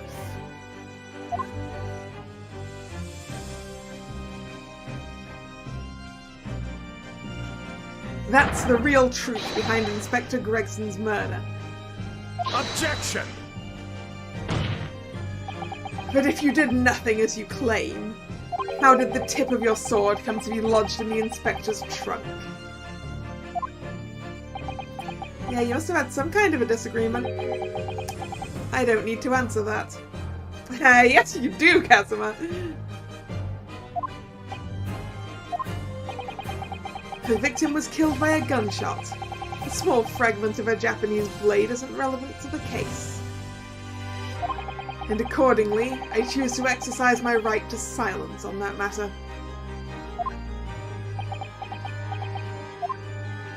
Be that as it may, the court will sequester the sword as evidence. As you wish, my lord. The great sword Karama has been entered into the court record. The illustrious blade passed down through generations of the Asogi clan. The prized sword's tip has a small piece missing. We must take immediate action now to verify whether Seishiro Jigoku remains unharmed. What? Remains unharmed? Yeah, as I said, I am incredibly suspicious about the fact we haven't seen him. He might be dead. I agree. That should be our first priority. It's recently come to my attention that he hasn't been seen since yesterday. How did you... When a foreign dignitary invited to Great Britain goes missing for 24 hours, it's only natural that the question of his safety should arise. You don't mean to say that you think Judge Shigoku may have been killed?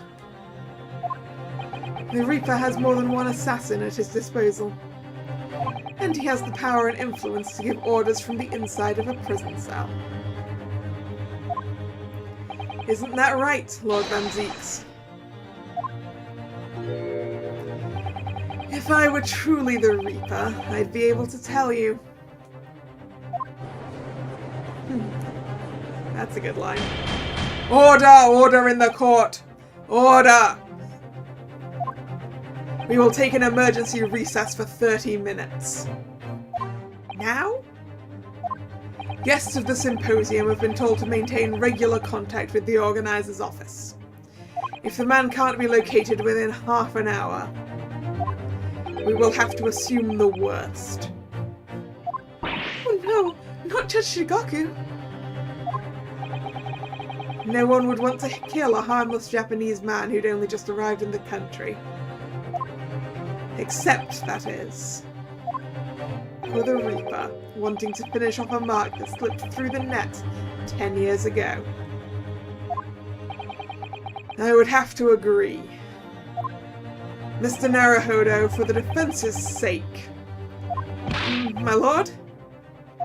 I sincerely hope we are successful.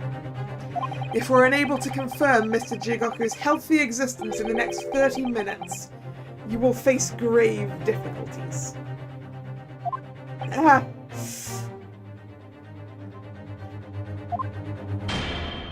Court is adjourned for 30 minutes.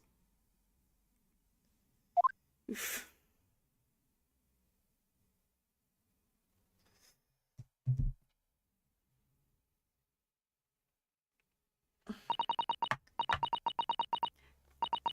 And while court has a break to take, I'm also going to take a short break as well. I will be right back.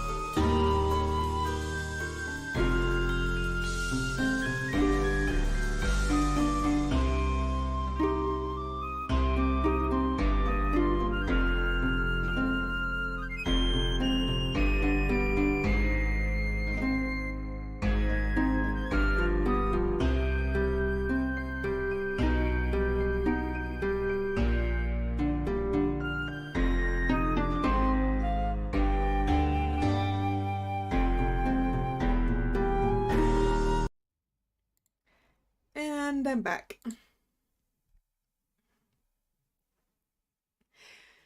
Kazuma-sama, the Reaper's assassin? I feel as though I'm in a nightmare. I can hardly believe it either. But on the other hand, Kazuma isn't in the habit of making up stories. I have such a terrible sense of foreboding. If something awful has happened to Shigoku, then I feel as though things will only spiral further and further out of control. I felt it from the moment I stepped into the courthouse this morning. That strange sensation that we were careering towards a foregone conclusion.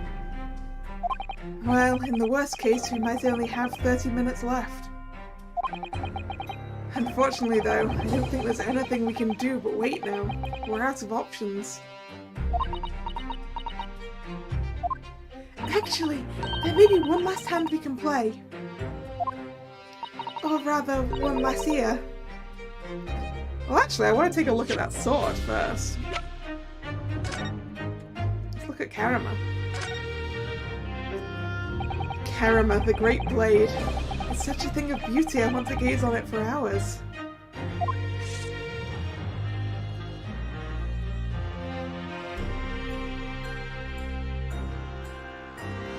There's nothing I can actually investigate except the tip, I'm guessing.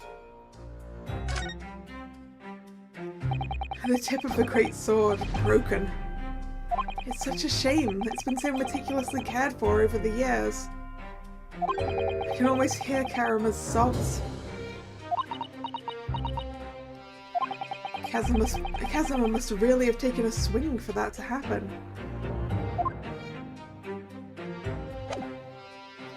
Okay, anyway. Of course! The little Mr. Sholmes doll that Iris gave us. If for some reason you completely run out of options in the trial today, then just pull this little Hurley's ears as hard as you possibly can.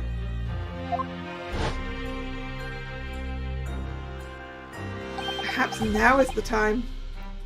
What should I do? Pull Hurley's ears or not?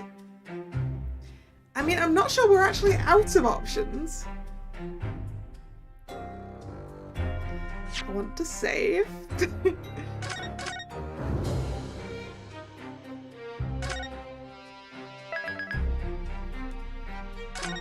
Like, we're not out of options until Judge Shigoku actually turns up dead, right?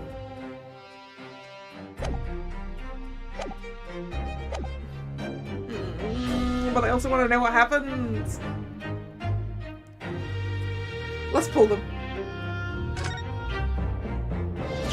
Here goes then. I'm going to do it. Good luck, Mr. Naruhodo.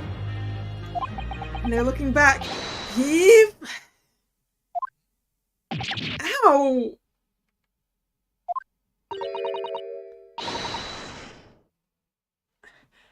That scream sounded like Mr. Sholmes. Mr. Sholmes, where are you? Here, my dear fellow, here. It's the felt doll talking.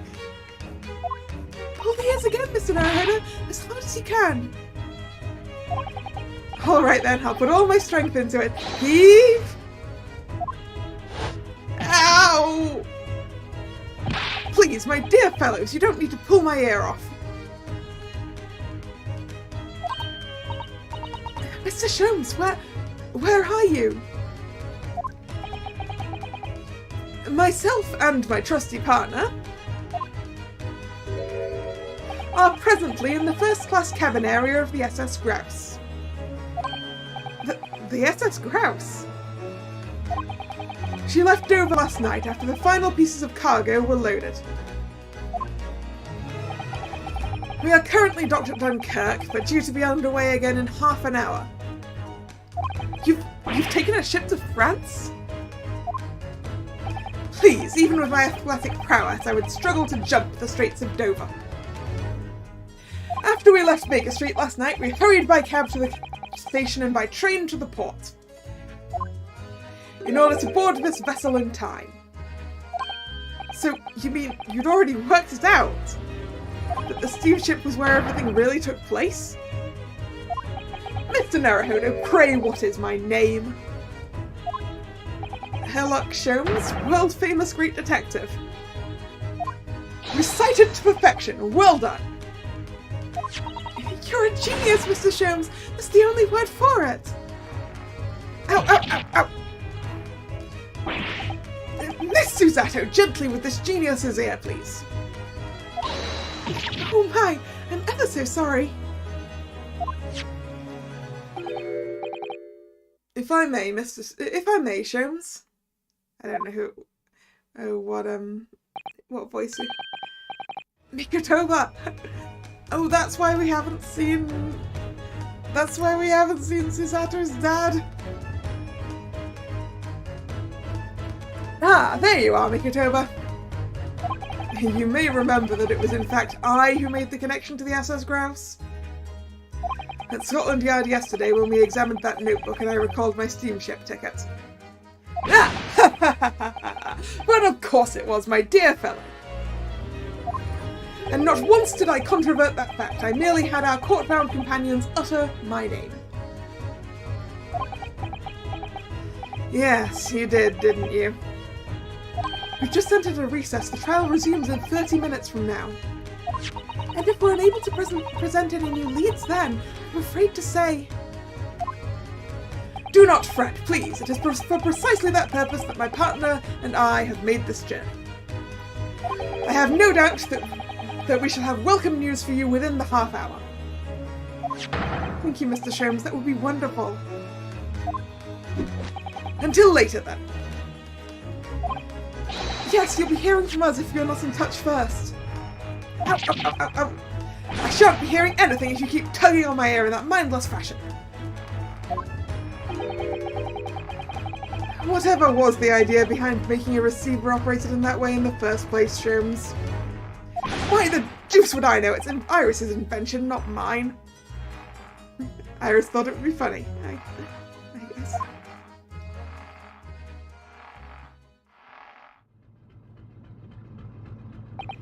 Whilst I know how much you enjoy being the hero of the hour, Sholmes, we have but half that now before the grouse puts to sea again. If we don't conclude our investigations rapidly, we shall find ourselves in Naples before long. There are times, Mikotoba, when you make a surprising amount of sense. So, let us begin.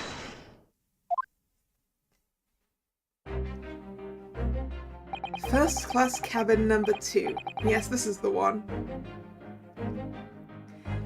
Haven't we seen that sailor before on the SS Buria? And I don't believe an investigation of the cabin is going to be plain sailing. That crewman standing in front of the door is an angry-looking fellow. Why are you loitering here? Who are you? My dear fellow, do you not recognize a world-famous great detective when you see one? The question really ought to be, who are you? Do you not recognize world-traveling great sailor Chaikin Stroganov when you see? Who appears to have your signature on his arm for some reason. Great detective! Ha! I don't think so.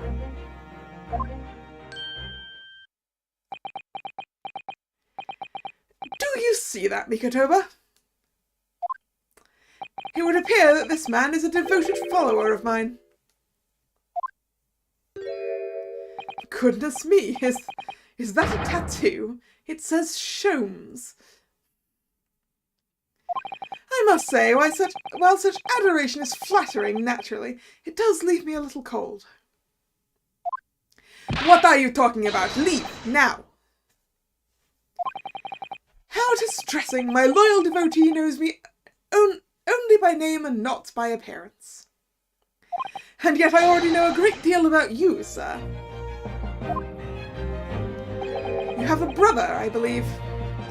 Like yourself, he's a shipman. Currently travelling the world aboard a Russian steamship, in fact. Oh, we haven't seen this guy, we've seen his brother. Understood. How could you know this? Elementary, my dear Mikotoba. I'm sure it was. 3 days ago, I was bound for London aboard this ship, you see. We're looking for one of my fellow passengers, a man by the name of Shigoku. There's no one with that name on board. But we know he purchased a ticket for passage.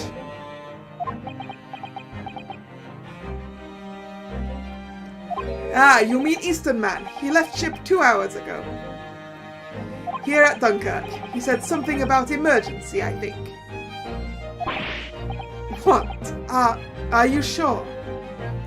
So Seishiro's realised we're after him, has he? His cabin is the one behind you. We should like to investigate, please. No, I have orders not to let even mouse inside.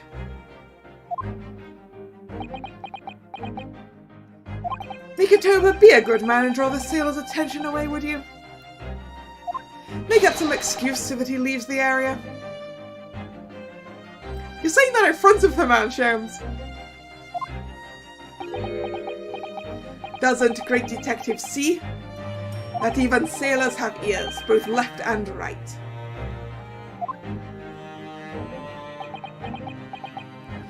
Curses!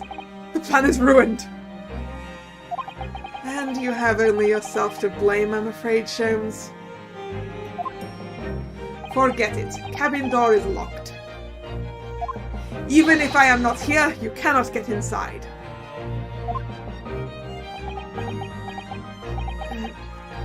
Mikotoba, I'm sure you haven't forgotten my special talent, have you? Is it lockpicking? I bet it's lockpicking. Opening any lock? Within a mere 5 seconds. So if you'd be so kind as to afford me the requisite time, old friend, in your typically accommodating manner. How could I refuse such a typically unappealing request, old friend? So I need to distract that burly sailor for 5 seconds, do I?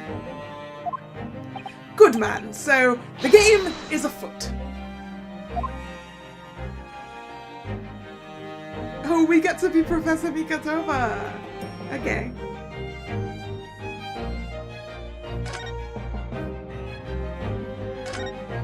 This would appear to be an alarm bell. All hell would break loose if that thing were to ring. The whole crew would know about it. I'm gonna leave it alone for the time being. No, I think not. That would never work, surely. I need to concoct another distraction. That's another first-class cabin, and yet its door is completely unguarded.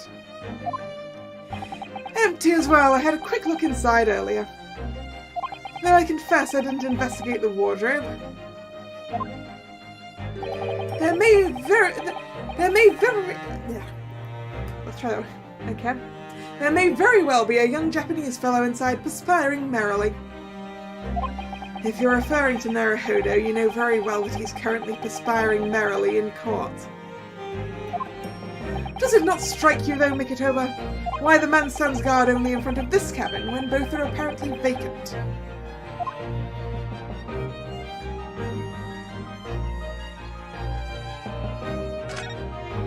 This must be a mousetrap, I think. Perhaps I could distract the crewman's attention with this somehow. I'm gonna leave it alone for the time being. We're gonna check all our options first. No, I think not. That would never work, surely. I need to concoct another distraction.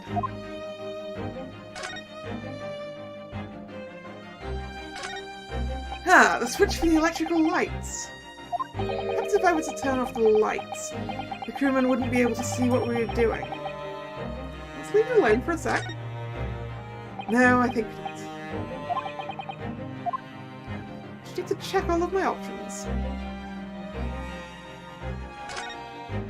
That's the way back to the deck, but we certainly can't give up on this now. Okay, what? Okay, I don't have the option to convert, so we're gonna turn the lights off.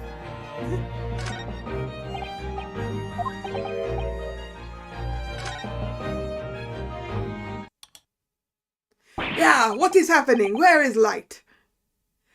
Now, Sholmes, now!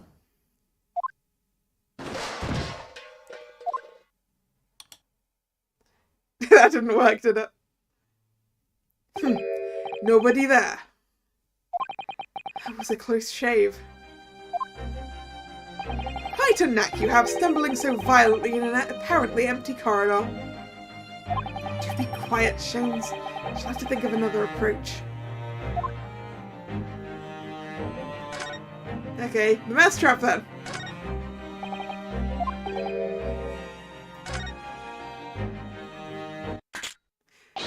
Choo choo. That sounds like Big Mouse in trap. Choo choo. I will bring bucket of water later and put out of misery. I don't like the sound of that. In any case, my dear fellow, that was quite unconvincing. Only Japanese mice make a chew sound. Oh, really, Sholmes? And pray tell what sound do Russian mice make? Pee-pee, naturally. Though also quite unconvincing, I readily admit. So go ahead, Mikotoba, do a pee-pee this time. No, thank you. I'm sure I can come up with an alternative solution. Okay, we are just going to set the alarm off. Fine.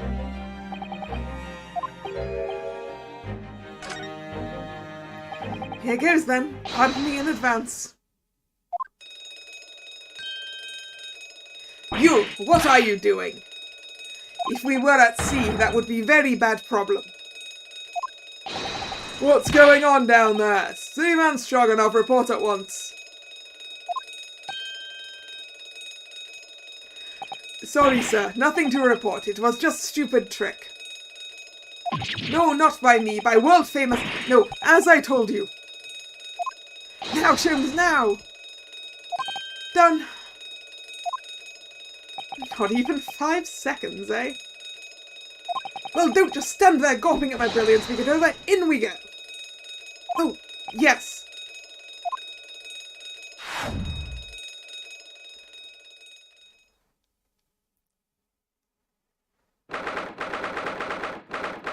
Third of November, SS Grouse, First Class Cabin Number 2. Oh, there's some suspicious stuff in here. Good gracious. It would appear that the occupant of this cabin did indeed disembark rather hurriedly. Those clothes on the floor there, their seizure is without question. Well, it seems we are just a little too late. Yes, by about 2 hours. Still, whilst we're here, we should investigate thoroughly. There may well be 2 hours' worth of clues to find in here. But that burly crewman may have returned at any moment, Sholmes. Indeed he may, which makes this all the more thrilling. Okay, there are so many things to look at in here. Let's start from the left. According to the report I was given, Naruhodo was concealing himself in Asogi's wardrobe. Indeed he was, and it was of a similar size to this one. Ah, you must climb inside yourself, my dear fellow. Whatever for? It was the site of my first fateful meeting with Mr. Naruhodo. You can experience the moment for yourself now, complete with my dramatic rhetoric. Come along now, in you go. This will only take a moment. Really, Sholmes, surely you can just tell me what you said. Well, I uttered some brilliant remark and opened the wardrobe to reveal the stowaway murderer. I think I'll just read about it in the Adventures of Sherlock Holmes. Anyway, what's this shoved in the pipe? There's a speaking tube here, look. Though it's been stoppered with some cloth. So the voices of the crewmen on the bridge aren't an annoyance, I suppose. Or indeed so that the voices in this cabin aren't heard elsewhere. Could something have happened in here that was for no one else's ears, do you think?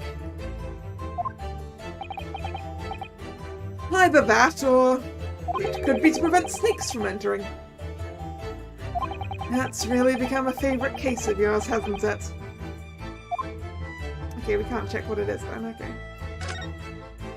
Quite the exquisite glass, I must say. See here how it... Is something wrong, Sholmes? You suddenly trailed off. Ice, Mikotoba, ice! What opulence the first-class passengers enjoy! Chilled drinks. Pardon? Could it be that the steamship is equipped with an electrically refrigerated cold room, do you think?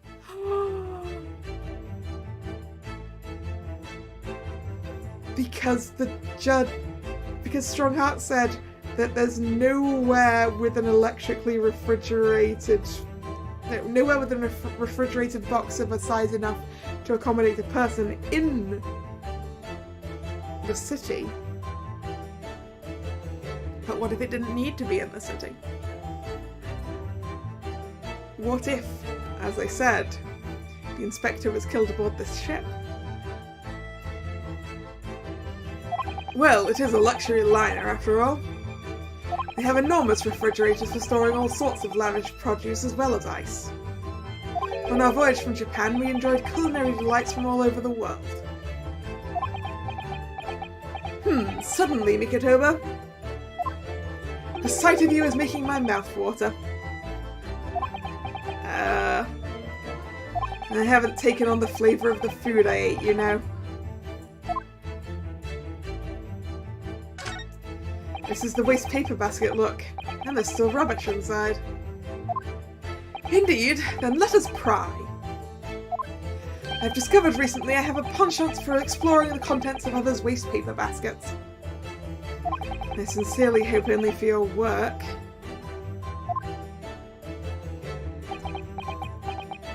Ah!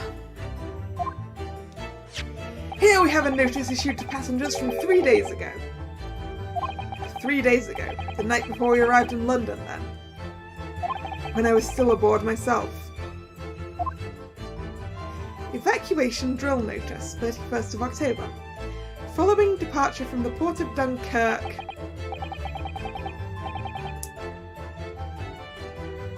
I wanted to actually read that. Ah, yes, there was an evacuation drill, I remember now. For our safety and security, all first-class passengers were constantly under the watchful eye of the crew.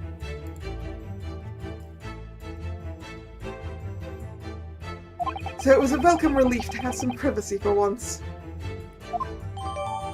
The evacuation drill itinerary has been entered into the court record. Notice about a practice evacuation to be carried out by the crew of the SS Grouse the night before the ship arrived from Dover. It was found in Judge Shigaku's cabin.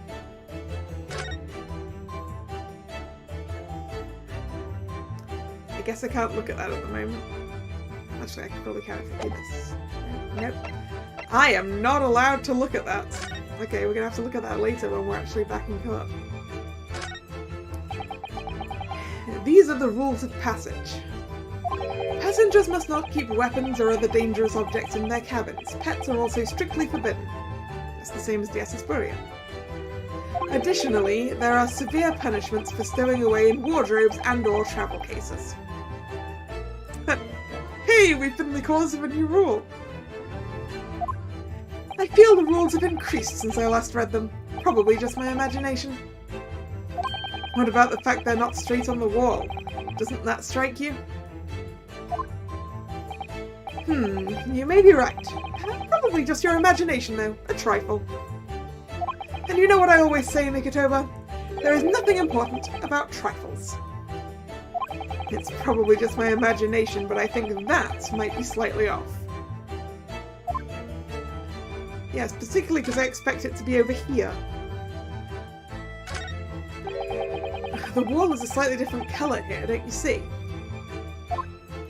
Indeed, what you have observed arises when a frame that has been hanging for some time is removed. Perhaps your friend is an art thief. Now there's a bold deduction worthy of a great detective, I'm sure. He may very well be the elusive thief who has been plaguing France's galleries of late. I think perhaps we should focus our attentions elsewhere, Sholmes, don't you?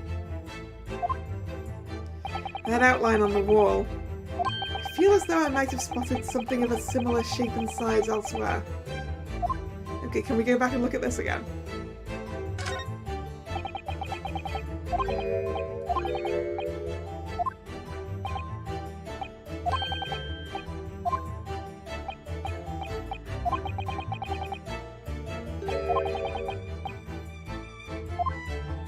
Okay, we can't actually do anything with that. Understood. Plenty of reading material to keep passengers occupied on the long sea voyages. I found the mixture of classic literature and easy reading to be most satisfactory, I must say. Whoever stocked this bookcase is a hopeless heretic. There's no copy of The Adventures of Sherlock Holmes, my dear fellows. I'm afraid it's just me, but... No, you're quite right. More blasphemous than overlooking the Bible. I shall leave a copy behind. I just happen to have one with me. You're a true missionary of the Church of Great Detectives, aren't you?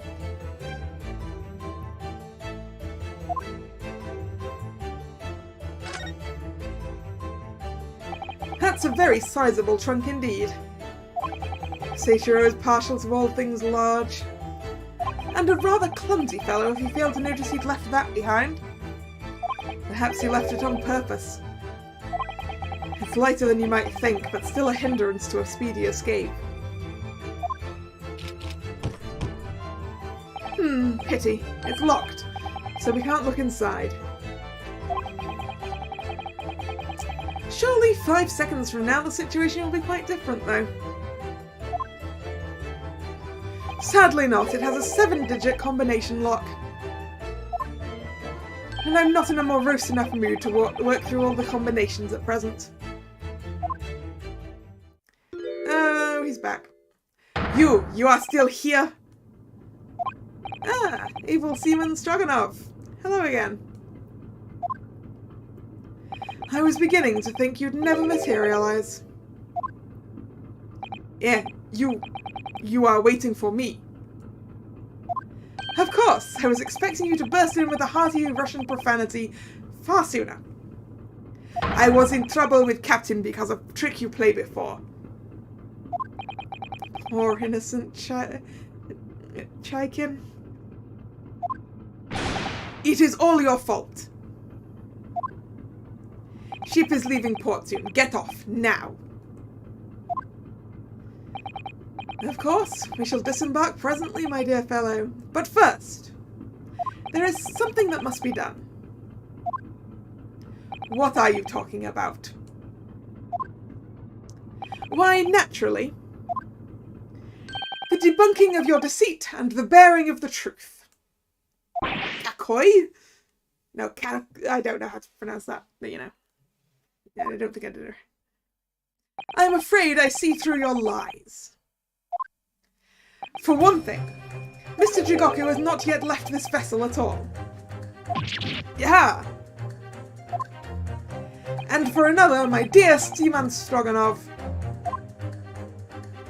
you know exactly where the man is, even as we speak, don't you?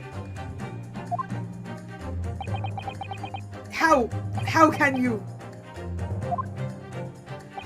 Good gracious, Sholmes, you mean you've worked it out? All of it? It's really been too long, hasn't it, old friend? 10 years, no less. So, would you care to join me for a dance of my inimitable logic and reasoning? It's time for logic and reasoning spectacular! Nothing would please me more. What is this? We have but minutes until the vessel puts to sea. No games now.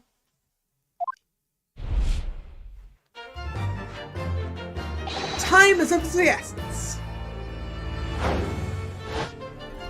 Mr. Stroganov, allow me to remind you of your earlier claim. You told us that Jigoku left the ship some 2 hours ago. That is what I said. Sadly, that was a rather clumsy lie. You see, there is something in this room that quite clearly contradicts it. The ice. What? Ah, yes, of course. I see you've noted it too, Mikitoba. Then please do take the lead.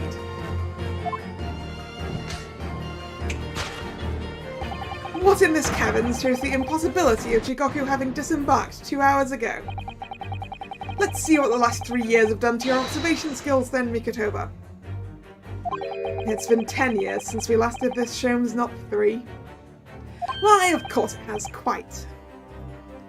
And now all the clues are here in this cabin for your eyes to see. But as I always say, you must not merely look, but observe. Observe and the answers become clear. So, impress me. I think I can manage that.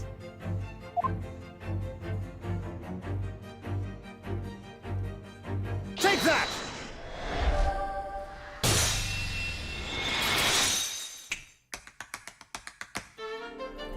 Tap dancing! Mikitoba. Perhaps you should have cleared away that glass. How curious that the ice shouldn't have melted despite it being abandoned 2 hours ago. Ah. It would appear that the man was here in this very cabin until moments before our arrival. With this well-chilled glass in hand. Get your mind off the refreshments, Sholmes. One might even conclude that somebody informed him of our boarding. Wouldn't you agree, Mr. Stroganov? But why would Seishiro run from us? Before we consider that question, allow me to confirm one small matter. Would I be correct in saying that these first-class cabins of the SS Grouse are the same ones in which you and Mr. Jigoku were accommodated on your voyage from Japan? Ah, that's right, they are. I was in the cabin next door, and Seishiro was... yes. 50 days in this very cabin during our voyage. As I suspected. For you see, there are traces in this cabin of a dark secret that Mr. Jigoku had to hide. What traces? Hey, I know nothing about this. Ah, so this is news to you, is it, Mr. Stroganov? Sholmes, what exactly are you getting at? As I said, there are traces in this cabin of some nefarious activity.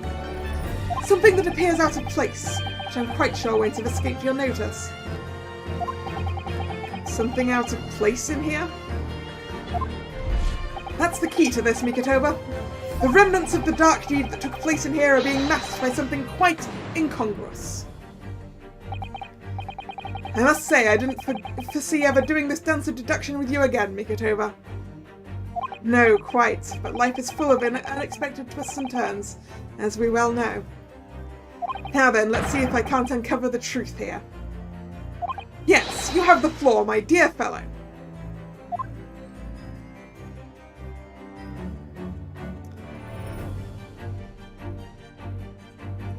Take that!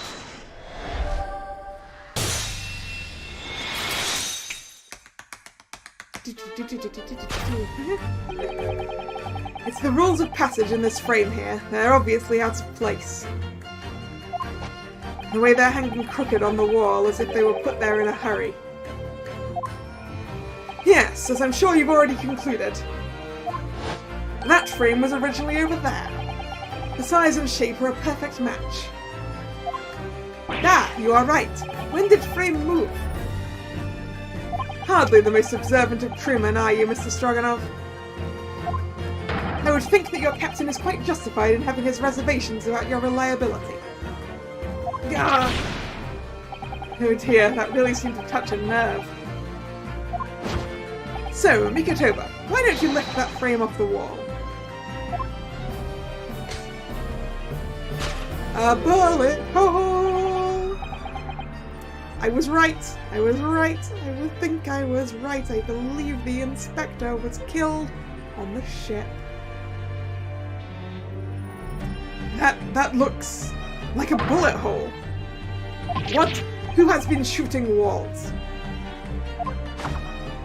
I see the projectile has been removed. Clearly the careful occupant of this room has already disposed of it. Now then, Mr. Stroganoff. Yeah, I have the distinct impression you're attempting to shield said occupant. I don't know what you are talking about. Why would I try to protect Eastern Stranger? Ah, so we're talking about the same man, I see. Good. Yeah. I'm sure we can get to the bottom of this in no time, aren't you? Because there's some very noteworthy evidence that explains the reason you're lying for the man. Yes, you've been told to keep up this pretense, as clearly shown by... I really don't know how to approach this one, Sholmes. Ah, my dear Mikotoba, simply keep first principles in mind. Study your subject from every angle, and I'm quite sure that you'll see it. In fact, I'd put a wager on it. So I'm to glare at the fellow from all sides. Well, I can certainly do that. Behind your back you have a rather significant bribe, sir. Take that!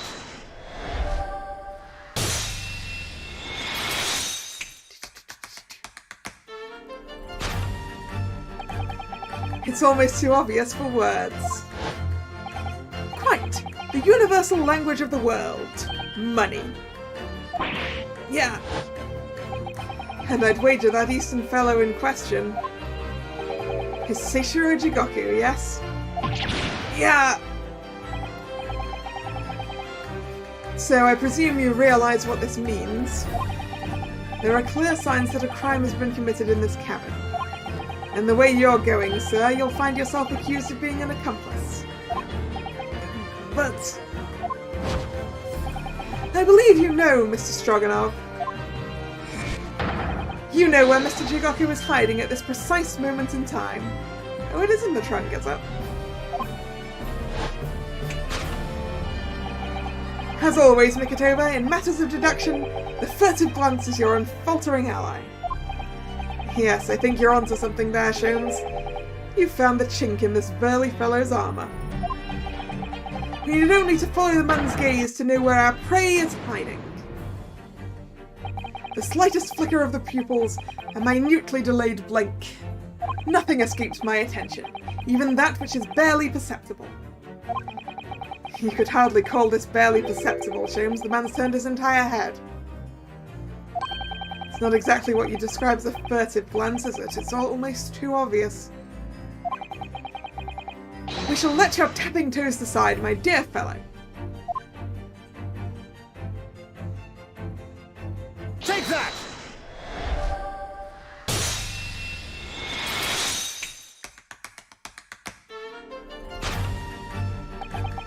You turned immediately to look at this large trunk, didn't you? Yeah. The truth is, Seishiro Jigoku was unable to escape from the ship in time, and is, at this very moment, doing his best to stifle his breath inside this trunk. If he still has a breath to take, I fear he may be running dangerously low on air. I imagine he didn't count on us making a nuisance of ourselves for quite so long. I think it would be in everyone's best interest for us to open the trunk as quickly as possible. But how can we? Are you forgetting about the combination lock? We don't know the 7-digit code. It's on the man's arm! It's not. It doesn't say Sholmes on his arm, it says... Let's think. An S would be a 5. 5, 4, 0, 1.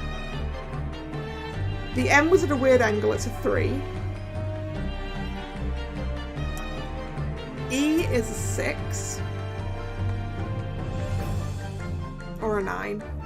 Wait, it's upside down. E.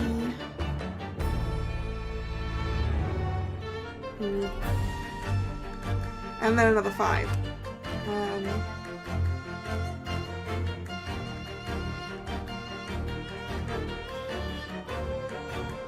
Yeah, that's 7.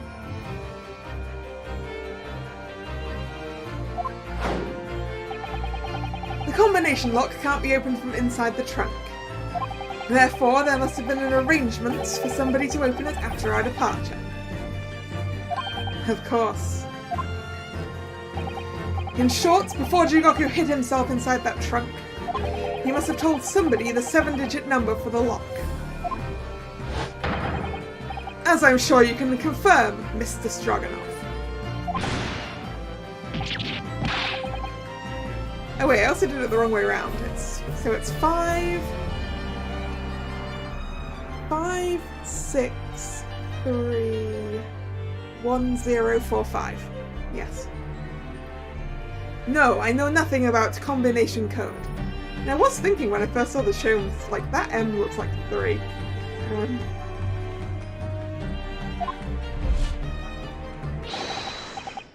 Don't move a muscle, my good seaman. Huh? Now, Mikotoba, would you do the honours and open the trunk?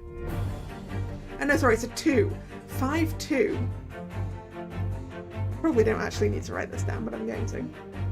5, 2, 3, 1, 0, 4, 5.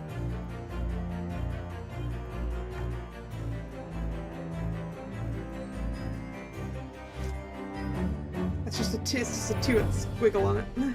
It's not how I draw a 2, but write a 2, not draw a 2. How on earth do you expect me? It's a 7-digit number, remember? Quickly now, we have little time.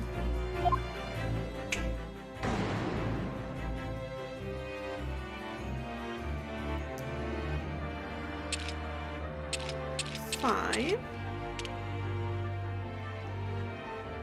2.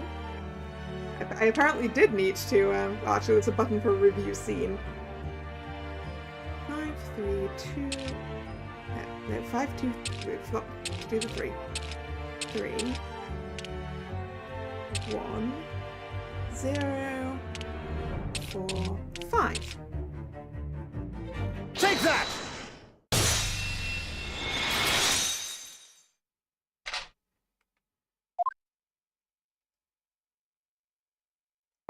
That did it, it's open. You had to meddle, didn't you?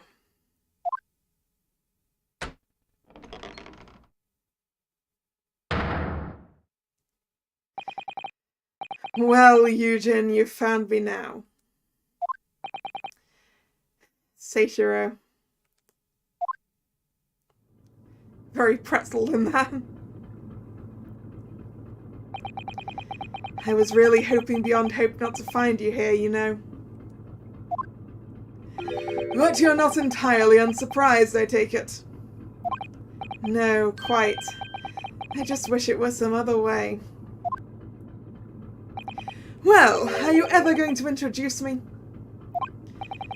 Ah, your reputation precedes you, Mr. Sholmes. I've read stories of your many exploits. Excuse my manners, Sholmes. This is Mr. Jigoku, my old friend and travelling companion. The devil is in the details, Mikotoba. I believe you meant to say, your old friend and travelling companion, who made the cowardly decision to flee the country without a word to anyone when things turned sour. I see my reputation precedes me as well. What an honour. Well, Seishiro, are you going to explain all this? You know it all by now, I imagine. What you didn't know, of course, is that 3 days ago, on the night before our arrival in Britain, an attempt was made on my life here on this very ship. By the Reaper of the Bailey. Yes, I've since heard. Because you were once prosecuted by the Reaper, weren't you? 10 years ago now, mind you. And I had no idea at the time what a dangerous individual he was. Anyway, when we arrived in London to find the symposium was postponed until goodness knows when, it became all too apparent to me that I might very well be targeted again. So you decided to flee the capital without saying a word to me about it? I'm afraid so, yes. Of course I realise now that I really ought to have confided in you.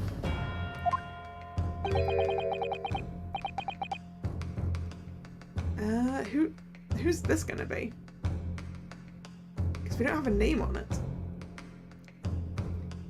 It's somewhat surprising, I must say. Okay, Shrooms. It's somewhat surprising, I must say. What is? Well, first-class cabins aboard luxury steamships are in very short supply. It's more than a little hard to believe that this one just happened to be available. So says the protagonist of some colourful short stories. Well, I don't care for your opinion.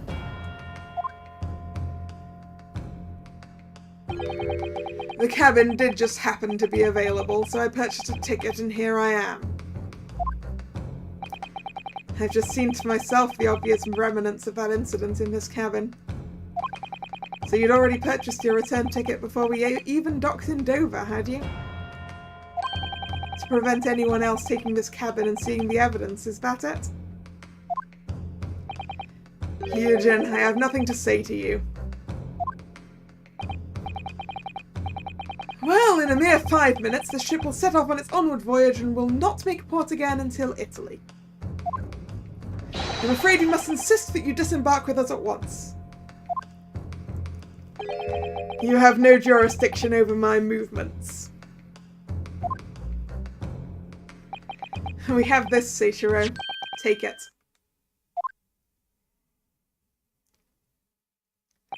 What is it? It's a subpoena from the Old Bailey. You're a man of the law. You know what the ramifications of ignoring a document like this from the British courts would be. You came prepared then, Eugen. Come on, let's go. One moment. What is it, Sholmes? Inside Mr. Jigoku's trunk. Is there blood? No. I found this rather fascinating trinket. What is that? Seishiro? I can't help you, I'm afraid. Some small component from something. But what? I have no idea. Do you now? By the look on his face, I think he genuinely doesn't know. Well, let us pocket it as a small souvenir of our brief sojourn in France.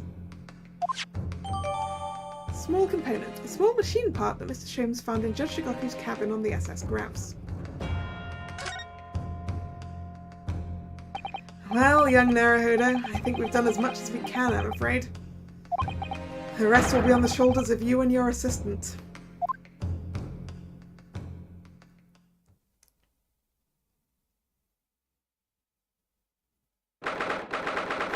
November, 12:10 p.m. The Old Bailey courtroom.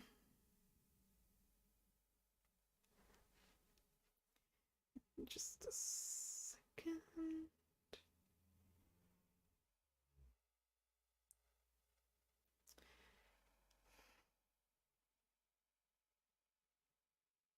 Yeah.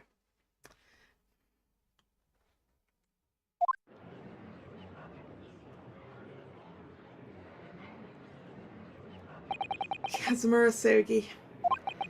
I know you, and I know you wouldn't lie. But still, there's no doubt. You're holding something back. You know more than you're saying. During the past 30 minutes while this court was adjourned, all possible efforts were expended. But sadly, Mr. Jigoku's whereabouts could not be ascertained. We must accept the unfortunate conclusion that the Reaper has already done the deed.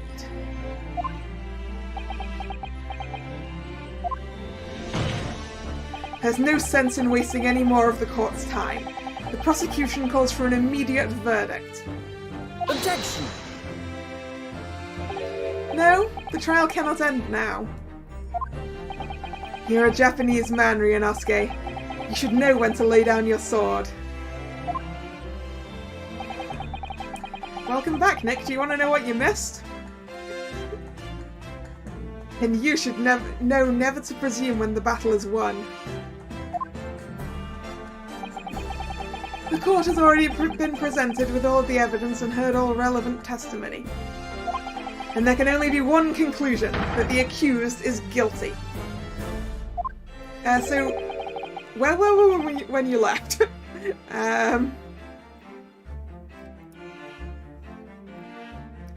Oh, right, okay.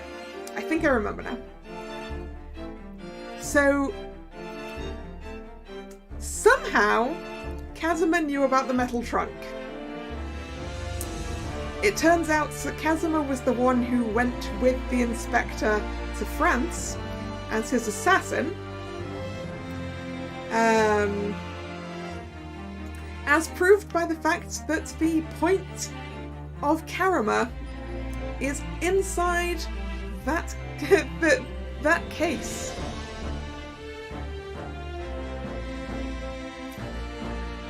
But Kazuma says that he went with no intention of actually performing the assassination, and in fact left and spent the night in Dunkirk. Then it was suggested that maybe Judge Jigoku might be dead. So we should try and find him. So we took a 30-minute recess to do that, during which we pulled the ears on that Sholmes doll. Which turned out to be effectively a walkie-talkie connected to Sholmes, as he and Mikotoba were aboard the SS Grouse in Dunkirk. So over with them, we found our way into the cabin that Jigoku had been in, because it turned out he did a runner. Turns out he did a runner from London and told no one. In the same cabin he was in before, which it turns out contains a suspicious bullet hole in the wall, which makes me think that Inspector Gregson was killed by Judge Jigoku on board the SS Grouse. The SS Grouse also has a large refrigerated section. You know, for storing a body in.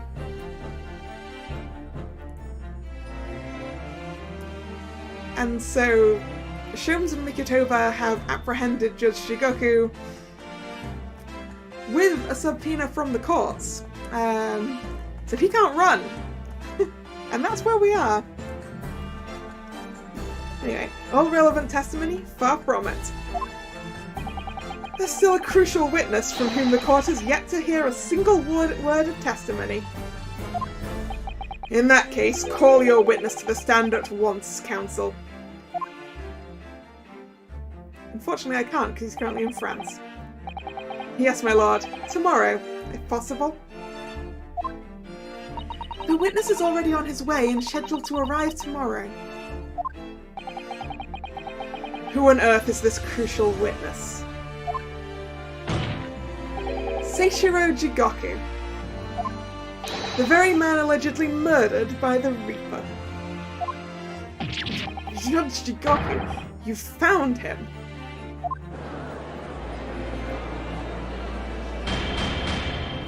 But the investigations of every policing resource in the capital suggest that Jigoku is already dead.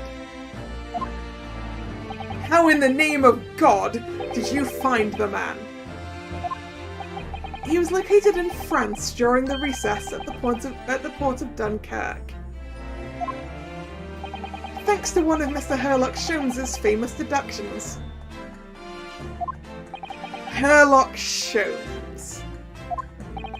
Inspector Gregson is almost certainly met with Mr. Jigoku on the night of his death, because along with Prosecutor Asogi, Gregson was on a mission to assassinate the man. Which means that Seishiro Jigoku is the sole witness who can clarify exactly what happened aboard the SS Grouse on the 31st of October.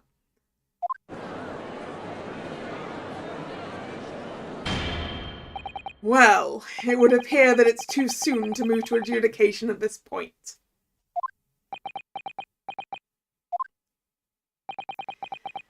The prosecution concurs. The court must hear Mr. Jigoku's testimony. Oh, also, I needed to check the things that we just gained in the court record because I couldn't look at them earlier. Evacuation drill notice. Following departure from the port of Dunkirk, all crew members are required to assemble on the main deck at 10 p.m. in order to review evacuation procedures. The drill will take 20 minutes. Crew to resume duties as soon as the drill is over. So this is the point at which I'm pretty sure a murder took place. And then we also have this small component. I mean, technically we shouldn't be able to look at this yet, because technically this isn't in the country yet, but shh. You see these little things all over the place, don't you? It's the part on the top of a pocket watch that you twist to set the time, isn't it? It's called the crown, I believe. A watch would be quite useless without one. The crown, like what sits on top of a monarch's head. It's a very grand name for such a tiny part. But actually... Yes, Mr. Naruhodo? If this is a crown, I have a feeling I might have seen a monarch around here somewhere with a very bare head. If by monarch you mean pocket watch, then I'm quite sure you have.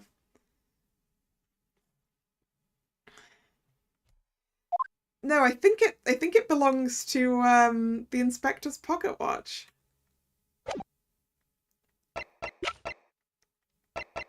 See? Here. What do you think, Miss Susato? I feel sure I know exactly what will fit here. Really? I was just thinking precisely the same thing. We're about to see that little round component. It's actually part of Inspector Gregson's broken pocket watch. Really? I was just thinking precisely that too.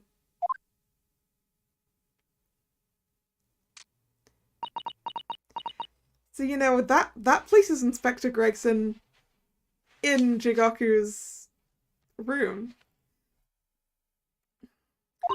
Perfect fit. I knew it. Alright, perhaps you knew it. I'll make a note of this new information at once. Small machine part that was Mr. Sholmes found in Judge Jigoku's cabin on the SS Grouse. It's now clear that it's the missing crown of Inspector Gregson's pocket watch.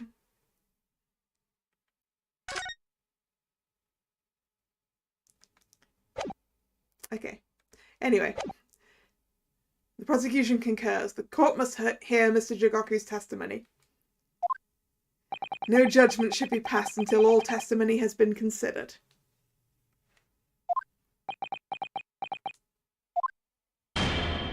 In that case, I hereby call the end of today's proceedings.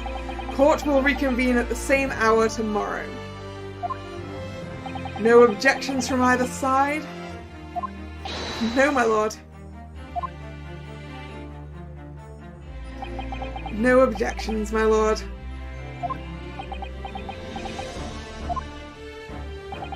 We live to fight another day, through the skin of our teeth.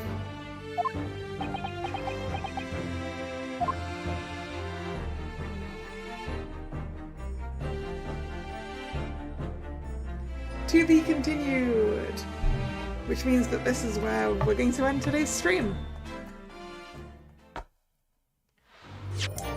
So, thank you very much for coming.